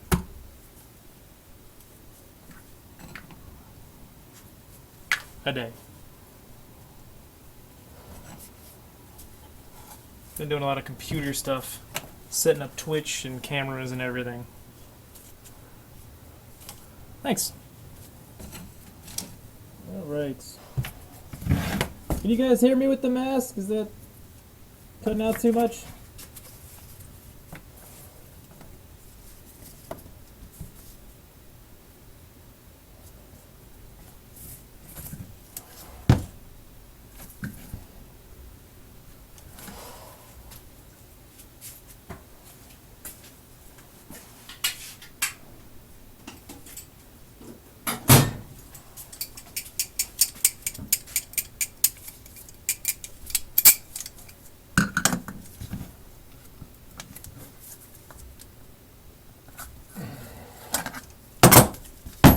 Boom.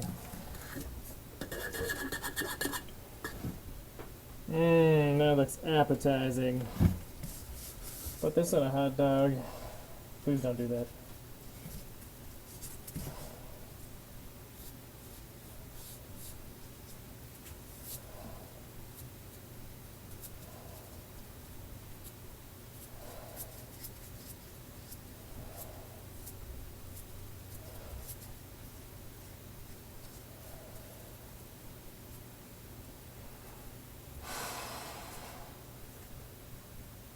Yay! You can hear me. The worst thing is to drink coffee first thing in the morning, then put this mask on, because then you have to smell your own coffee morning breath, and it's disgusting.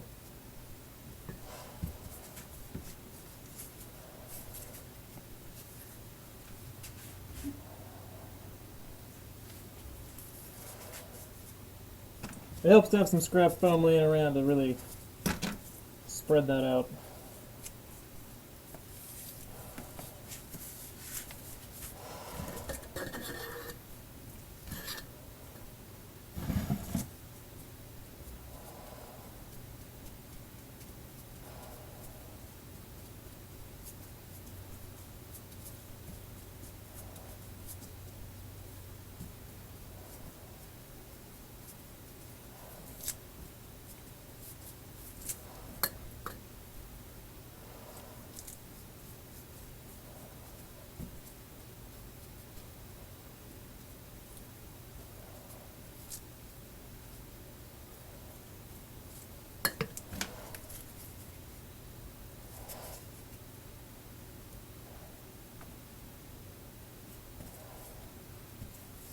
Boom! Let that sit till it starts to get tacky.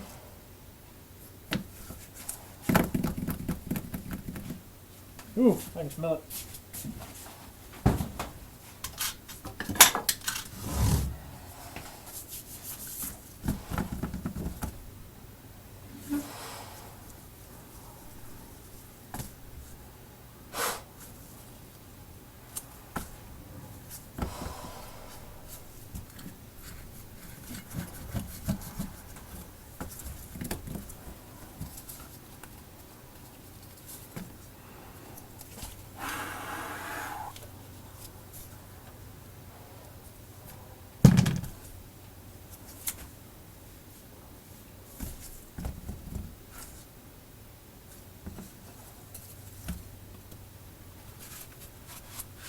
Done.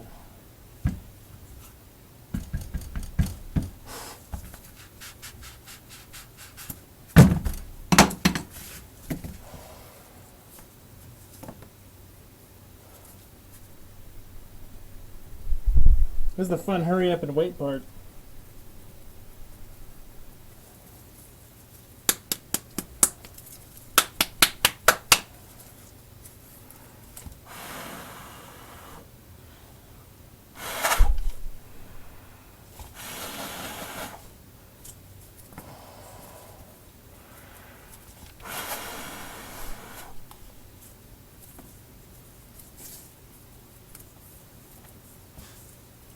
I just need some bad elevator music.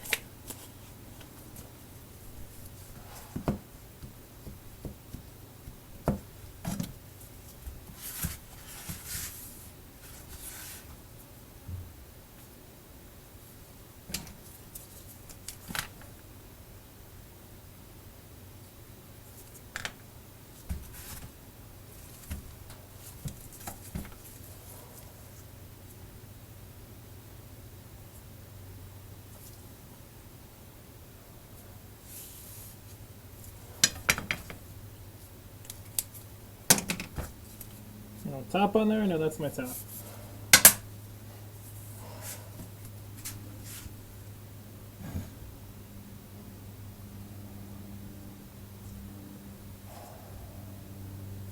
So the barge isn't going to hold this in place. I'm just doing that to line up so I can have these firmly against it.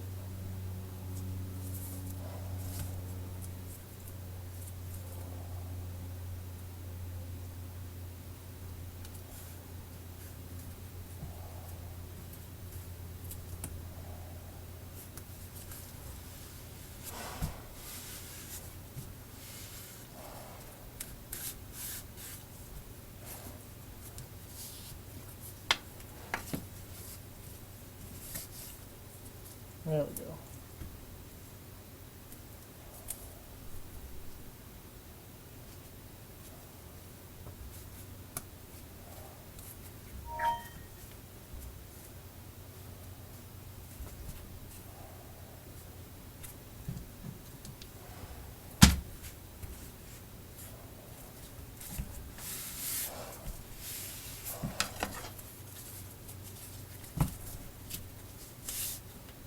Okay, so I got the little void in there for the central rod. Add rigid support.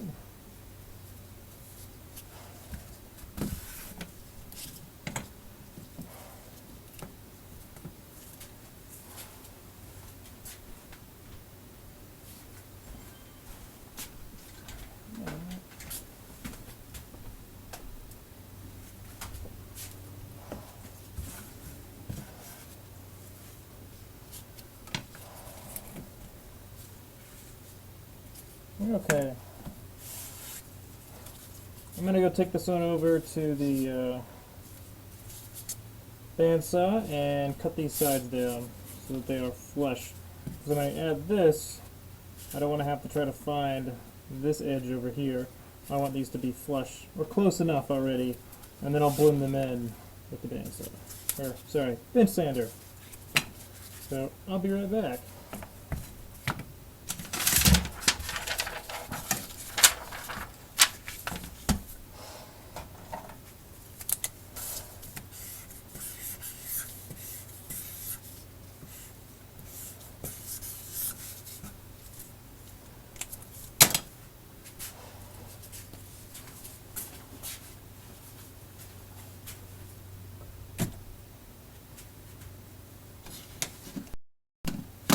Oh.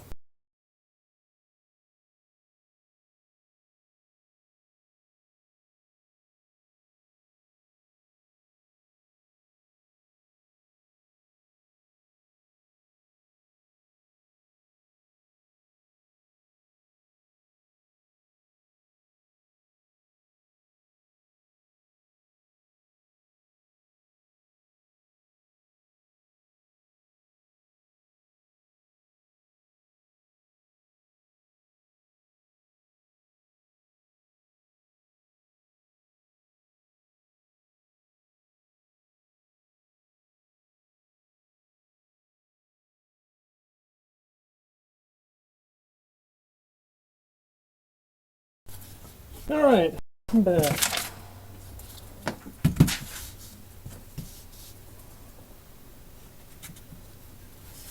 Got that mostly flush, so when I lay this down, I know it should be easier to line up, and I can just have my fingers down the side to guide it on there. So, more bar, actually, I need to make sure this stays in place. So what I'm going to do before I barge this on, I'm going to get my hot glue gun. Probably take this off, now that I don't have fumes.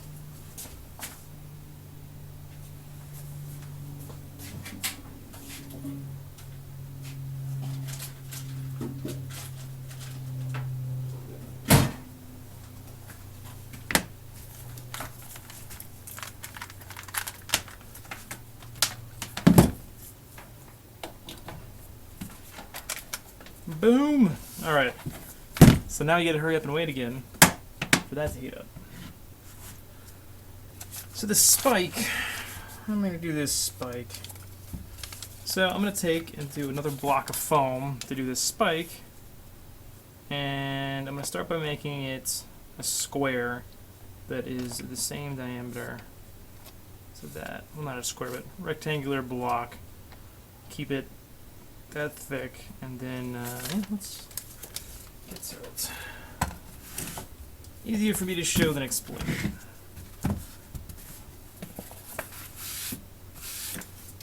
So that is 1.5 inches still. So while this guy is heating up, I'm gonna go cut this guy on the bandsaw.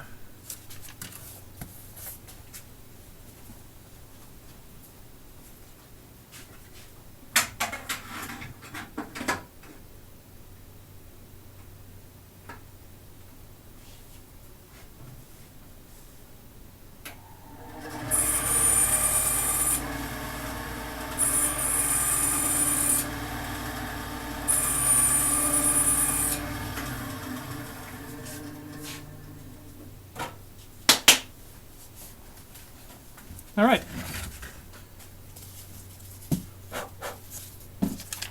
That is... Oh, you know what? So I reduced the diameter of this because I'm going to be wrapping it with a thinner foam.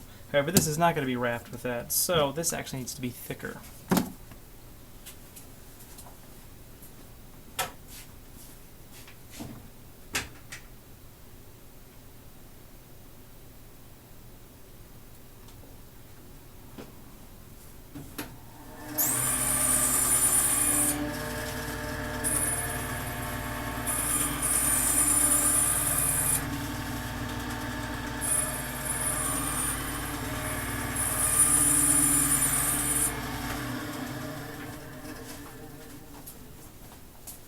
Alright, so now that that's wrapped, I added that diameter back.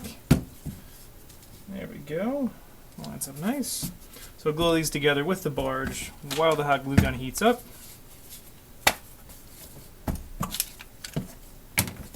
Boom. Mask.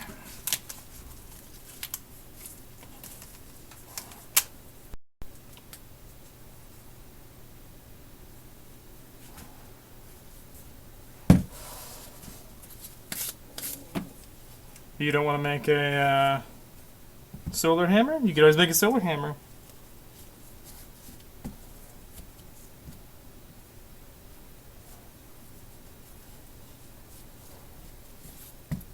For those of you not in chat, Biosnarf is saying there's nothing he wants to make with a handle so far, but he wants to try this method out, so I'm suggesting he also makes a hammer.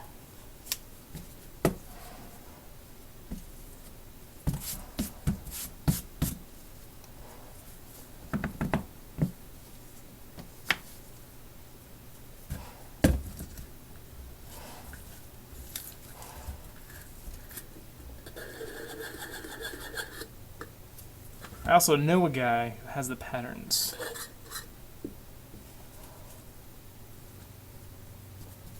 This guy.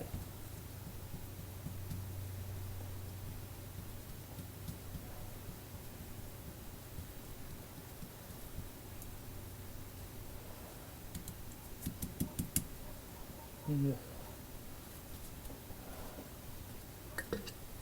Stuff always looks so pleasant.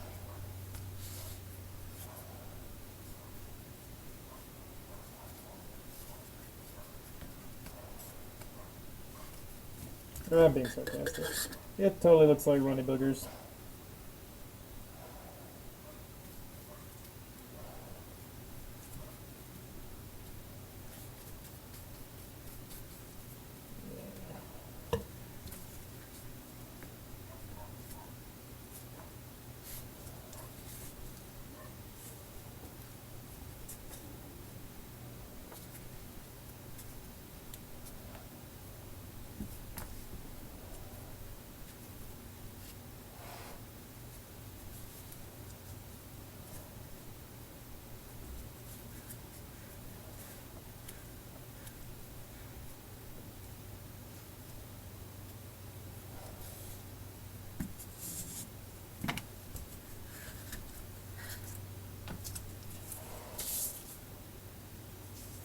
Warlocks with solar hammers? I don't know. Not a fan of Warlocks, Hurley?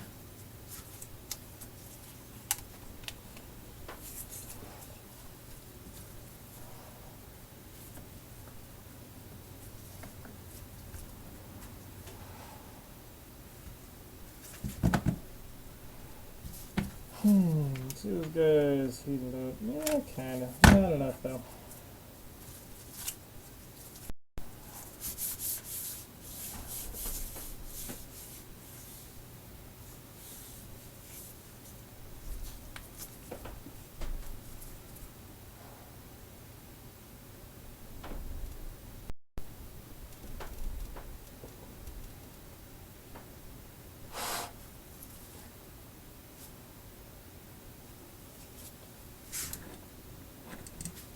Well, Titans are getting Warlock grenades now for their solar, so it's fair. Now they get to enjoy throwing fusion grenades at people.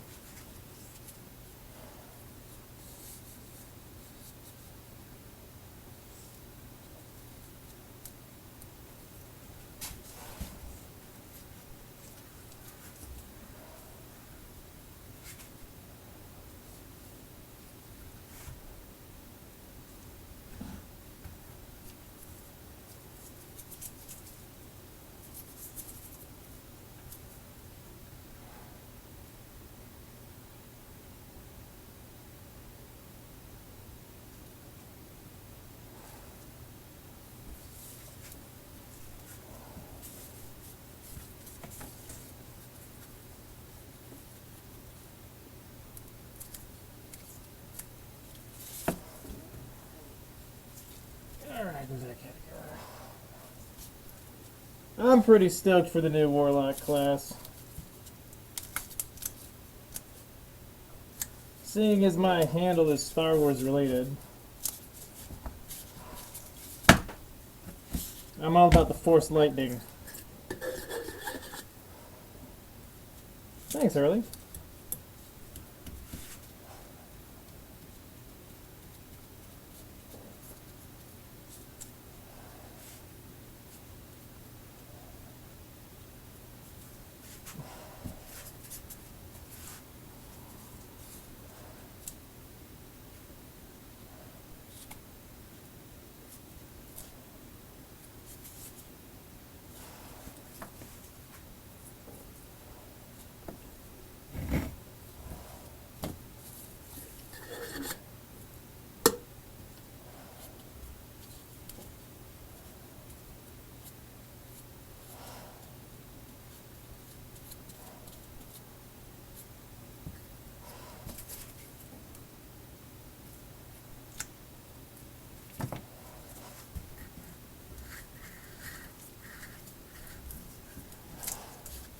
That sounds like we got quite a few Warlock players here.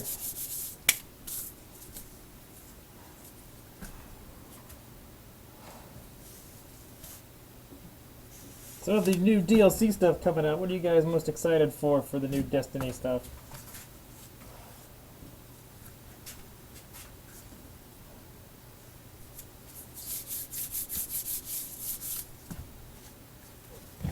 I'm totally down for some Force Lightning, some electrical grenades, and chaining lightning off other people. Alright. Let that start to set up.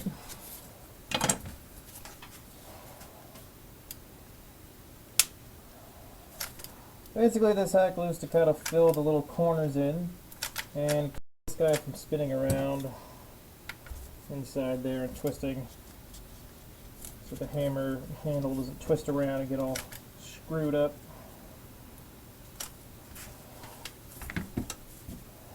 Have my guide there, so I have enough sticking out the other end.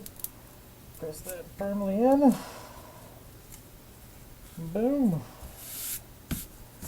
And then, just to kind of fill in the sides here, we're putting a cylindrical object in a square shaft.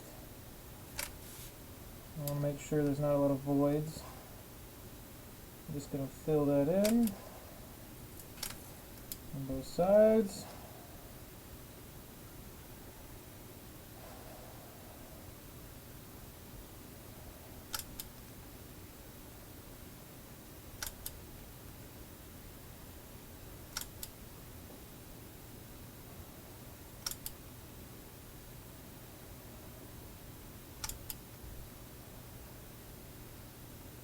Alright. We'll let that set, and then I'll put barge over top, barge on the other side, flip that guy over, put that down, we'll be good to go. And then I can go sand these down on the bench sander. Yeah, I agree. Hunters with the gravity thing looks pretty sweet. I'm glad they finally got more of a support than a murder everything.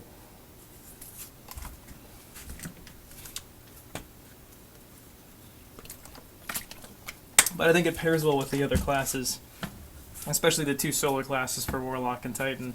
Because then they can set the ground on fire, and you can keep them there. Synergy.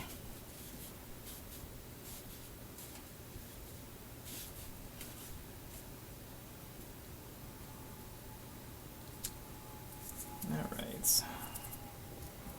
Set this guy over here.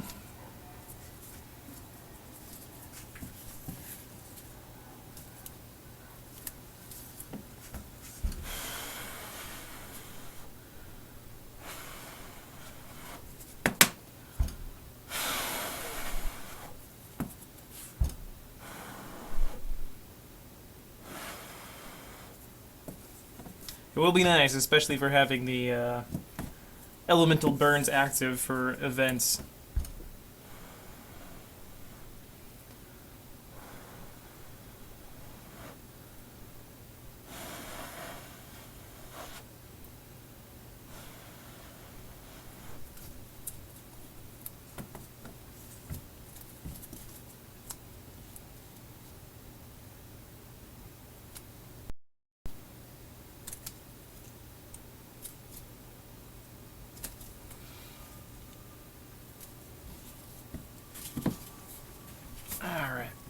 press that down in there.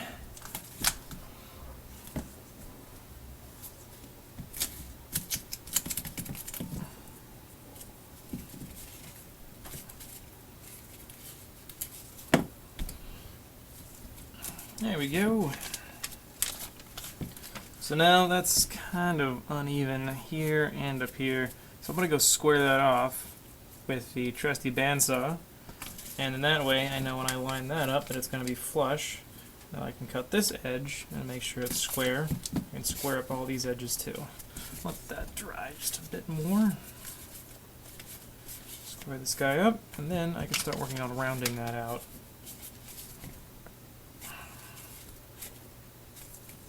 Actually, I might need to add another layer to that to make it thicker.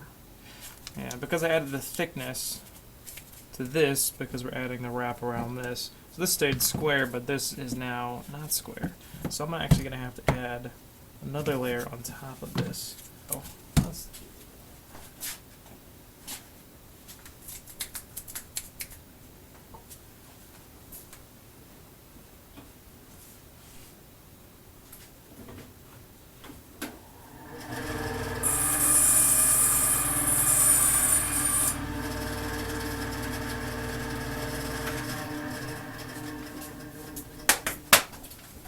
Alright, pass back on.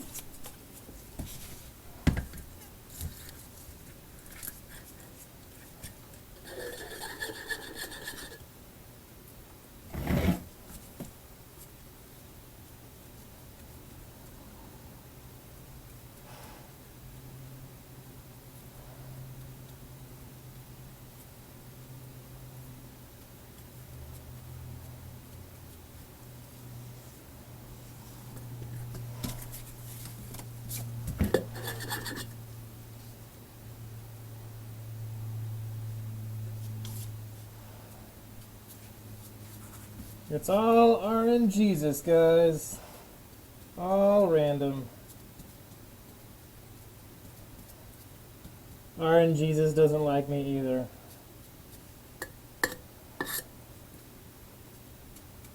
I've been playing Destiny since it first came out. And my buddy just started playing not that long ago. Finally got leveled up to do Prison of Elders. We both got through the first time. He has not had an exotic yet. I have a couple of exotics. I had plenty of exotics. Except Hawkmoon. What does he get for his first exotic? Hawkmoon. RNGesus. I do have 3 truths and 2 icebreakers, though. And 3 Mighty Multi-Tools. And 2 Monte Carlos. I have about 2 of everything except for what I want.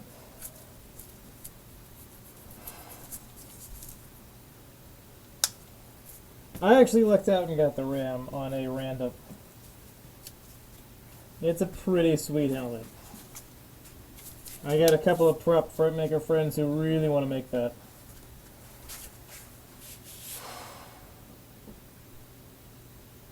Oh, congrats on getting Gjallarhorn. It is a beautiful looking weapon.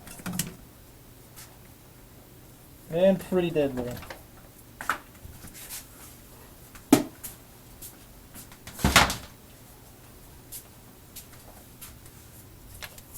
But in my opinion, if you PvP, Truth beats it out. Gotta love that aggressive tracking.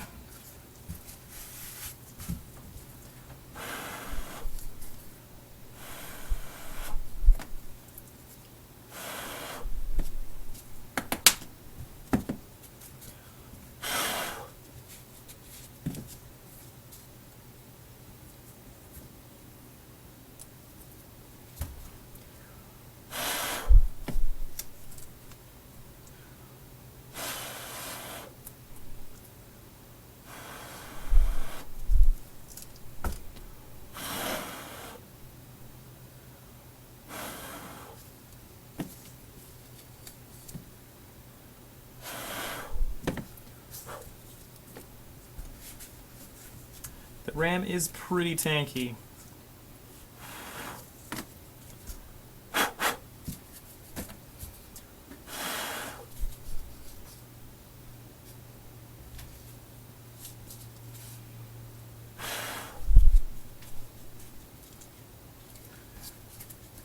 Now, is that Reddit post the one you're talking about where they use it with the solar build, or is it with a void build?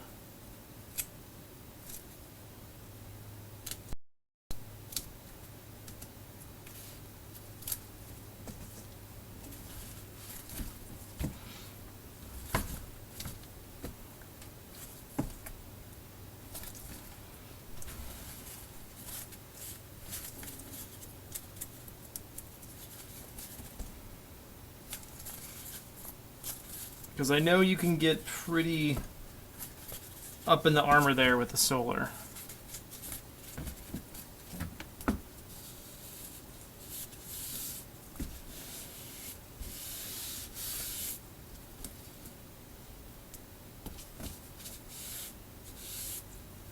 Now, links don't go up here, but if you want to link it, you can send it to me on Twitter, and I can check it out from there.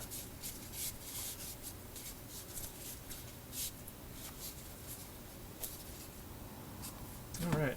This guy's dry, so I'm gonna barge this guy up. I just took my damn mask off again. Back on.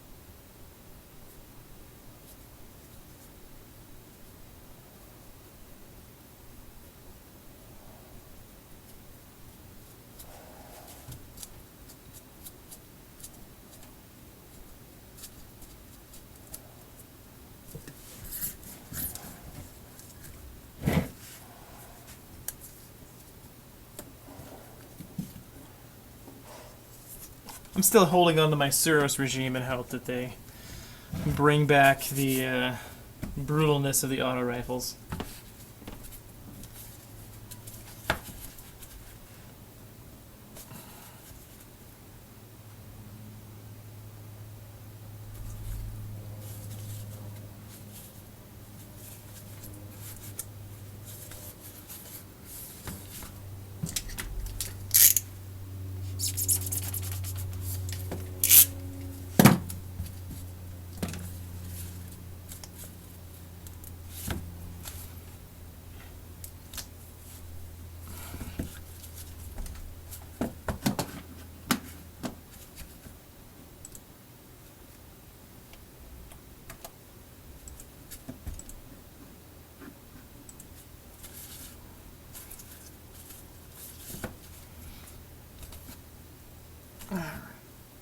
Get that pressed down nice and good. That's the side. Let this guy dry. Let that dry. And then this will be my spike. This will be my handle. And I just have to worry about putting those textures on there. Probably going to just groove this line in with the sanding bits or the grinding bits. This stuff, though, is going to be a layer over top of that. So I'm going to use the thinner foam for that. And this is the side profile, or the front-facing profile. The side profile, these guys right here are actually kind of little like diamond shapes. So I'm going to have to figure out how I'm going to carve those shapes in there. That's going to be fun.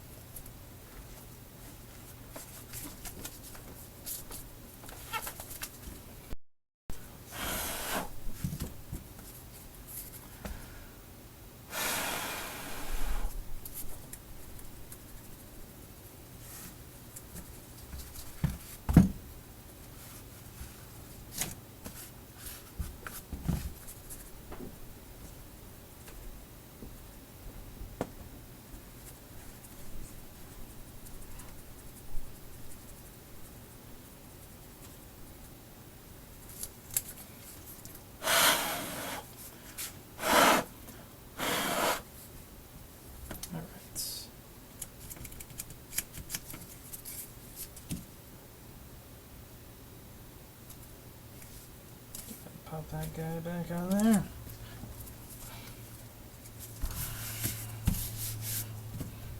Alright, we're done with barge for now.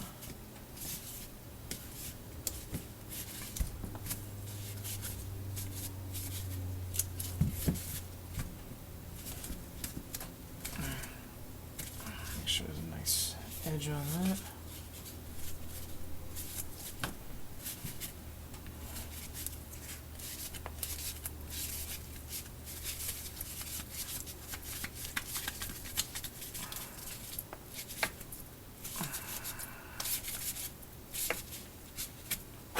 Okay.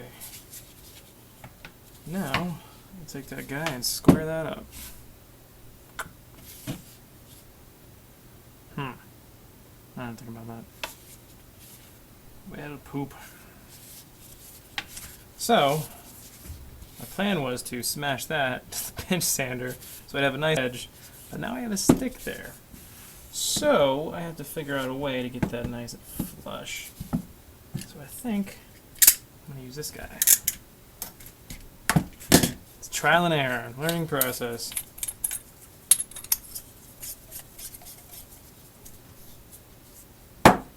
Sharpen this guy up again. Probably take this off.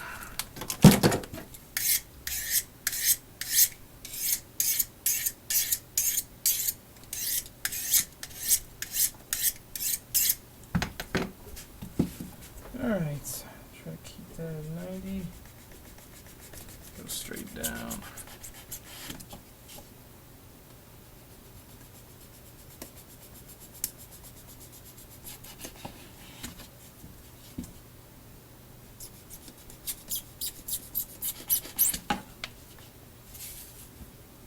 Something over here.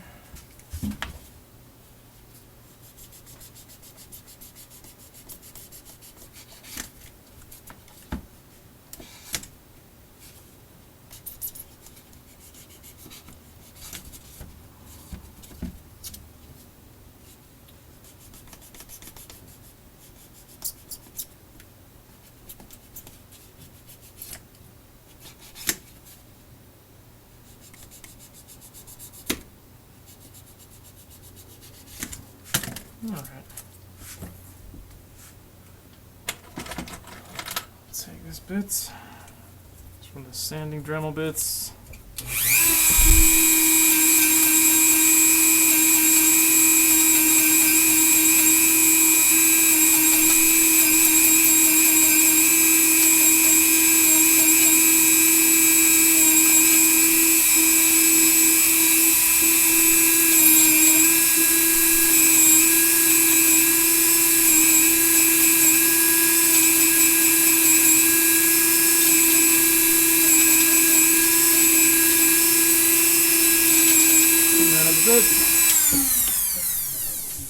Boom! Alright, I'm going to take this guy and go try to square him up on the sides there.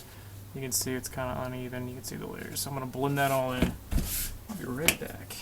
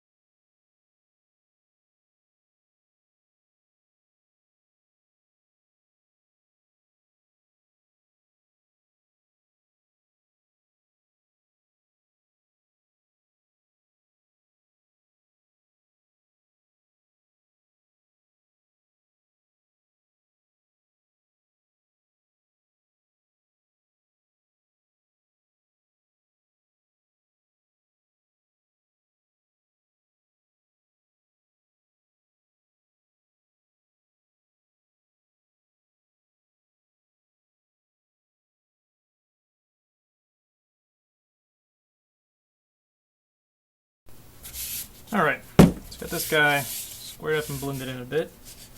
Now I need to make him round. So to do that, got this handy little stencil right here. And let's see. Where is... There's inch and a half. So, top here. Do this off screen and show you guys. Sorry about that. Gotta try to make sure it's stable.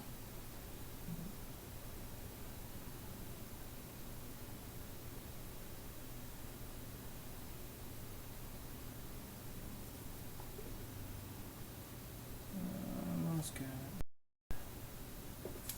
So, I have to make that circular. You can kind of see there I drew a circle on the top. So what I want to do is the bandsaw that I have has a table on it that I can change and adjust the angle on. So I'm going to adjust the angle and put a guide on there. So I'm cutting that off at a 45-degree angle. So then that'll give me a hexagonal shape, or sorry, octagon.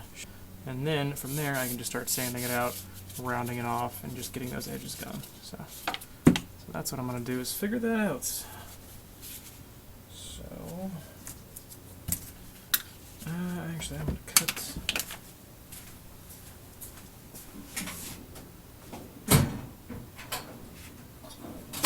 This guy's a little tall, so I'm going to cut him down.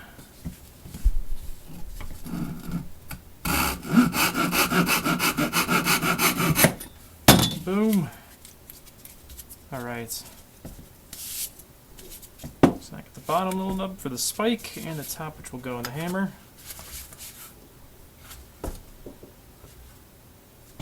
There we go. And the bottom nub where the spike will go. Sweet. Cool. Alright.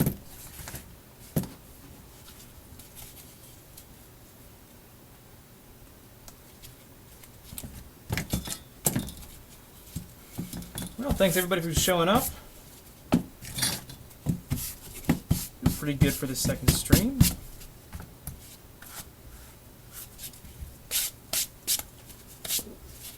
Hope everybody's enjoyed watching me figure out what the hell I'm doing so far. 'Cause I'm just making it up as I go. Alright. Take these gloves off. I'm not working with Barge right now. Sweaty hands. So pleasant. Well, actually, let's square this guy off too. Alright, so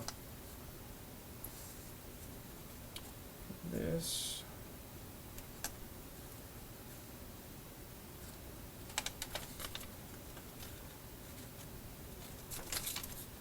Let's see. Ruler, where are you? I'm gonna use this guy. So, mark a straight line right here. And then I'll use that as the guide.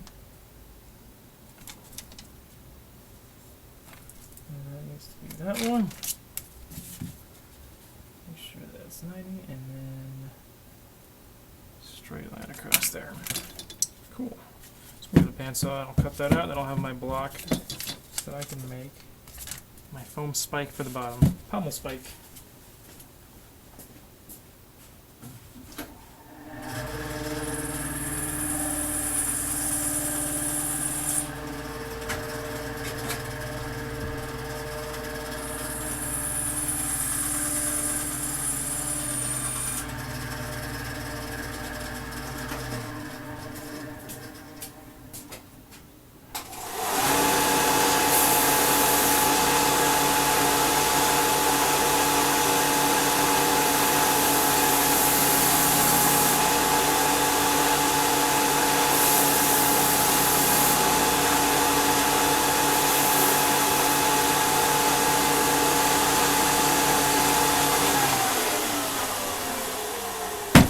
Loud noises. Alright.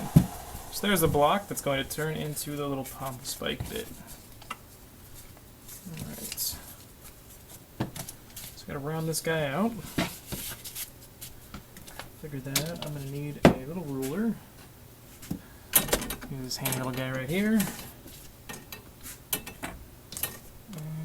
where's the ½ inch? There's the ½ inch.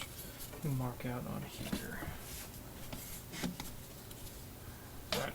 I have to sit down and mark this out.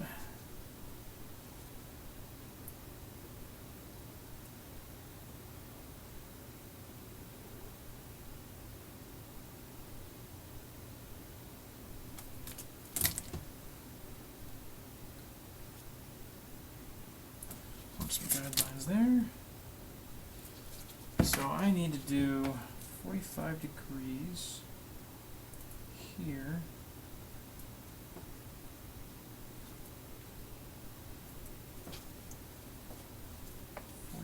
Degrees there.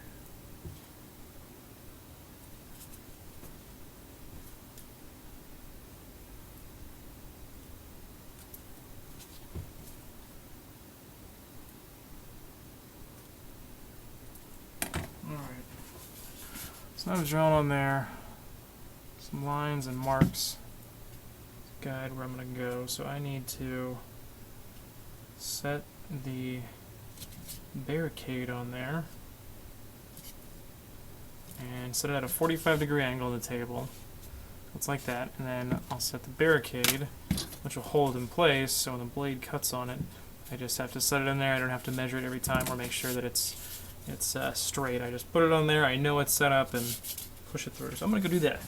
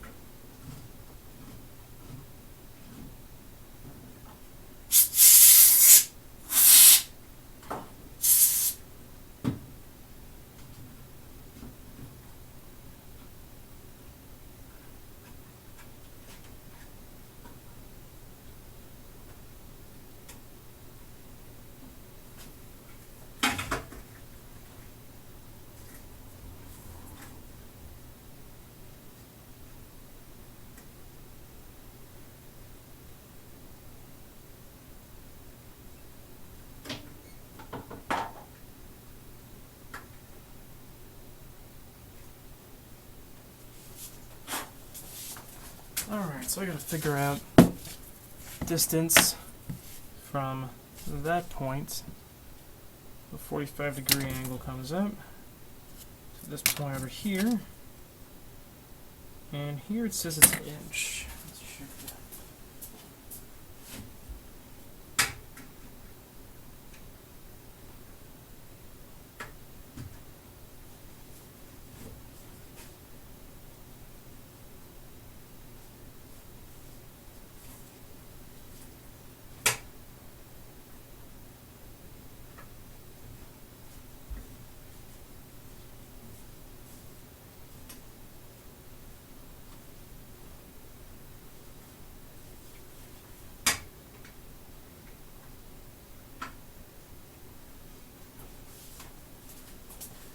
Looks like just slightly over an inch.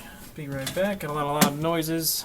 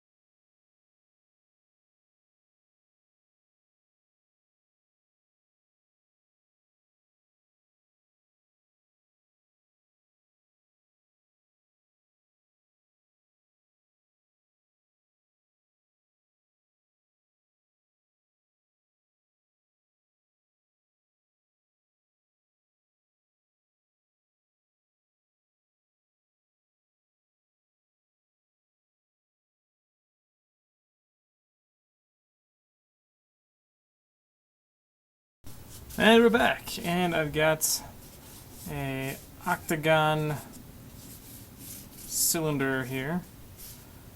Use the bandsaw.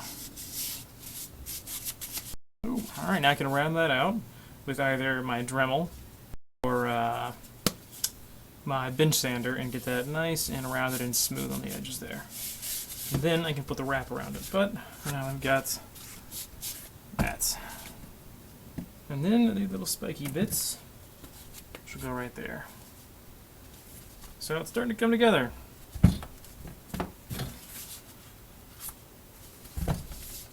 Take off just a tiny bit here.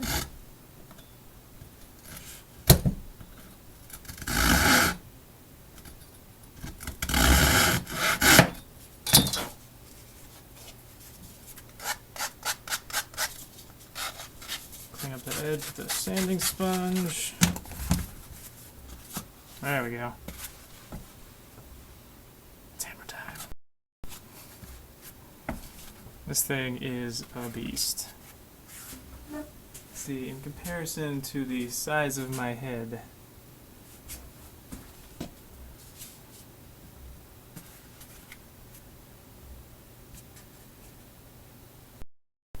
there we go.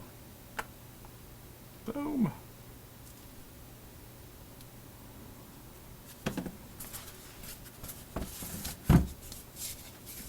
So with that, now for the spike. So when you're doing spikes out of foam,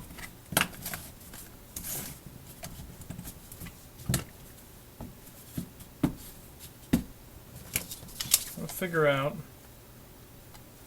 the length you want the center point. So now I need to measure and find the center right here. So this is hopefully relatively square.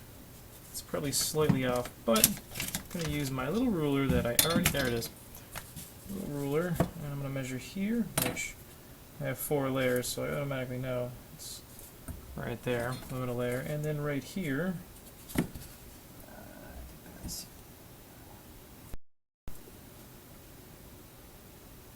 so that's 1.5 inches here. There's a bit of line there.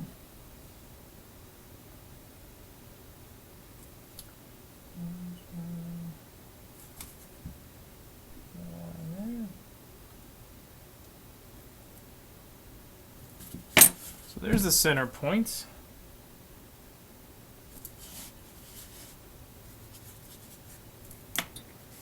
So this center kind of rounds out of the bottom. So when I'm sanding and shaping this, I don't actually want to go to the center. I want to come out a little bit. So I'm going to find out about what that's about. I'm going to go with about 5/16 there. Center that on there. These stencils are really handy to have. There we go. So now I have that. Yeah. So what I'm going to do is I'm going to take this to the bench sander. I'm going to have the platform one there at 90, and I'm going to slowly feed this in until this and that are flush with the board. So I'm going to create a wedge. Actually, what you can do is to save yourself some time is, I know what diameter I did there, so I'm going to draw across here. There. And there, and that's totally failed to make them perpendicular. Awesome. Now I need one of these to look good. Alright, so now I've got that there, and there, and then that.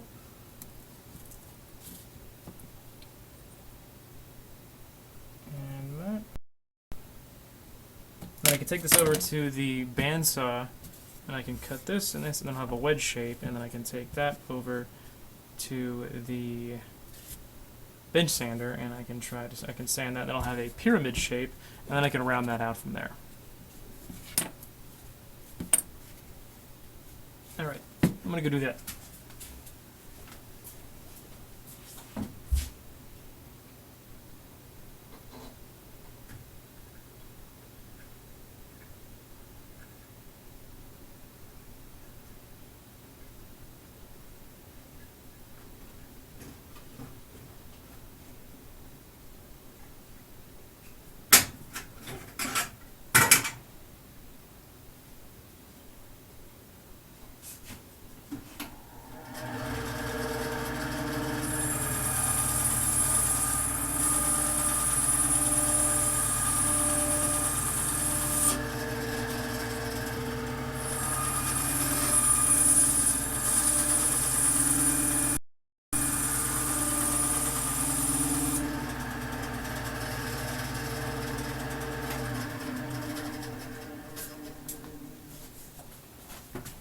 we go. Got my wedge shape. And then I'll take this over to the bench saw, or sorry, bench sander. And then I will sand from there to there. So I'll take this and use it as a guideline, and then I'll push this in, bring this on the 90-degree platform up to there, and then I'll just start rounding it afterwards. So, wow, we've been going for about 3 hours now live streaming, so I think I'm going to call it a day though, guys. Thanks for coming in, checking it out, seeing the progress on the solar hammer. So it's almost a thing. Get some stuff out of the way here. There we go, there's our progress so far. Boom! Totally forgot to drill a hole in that before I cut in that. Alright, well, I'll have to do that by hand. So, there we go. There's our progress so far on the solar hammer. Up, and Sir Killabunch just came back right as we're finishing up. But you get to catch the final right there. So, this is where we're going to leave it today. I'm going to work on this a little more, get it cleaned up, and then be back next time. So, take it easy.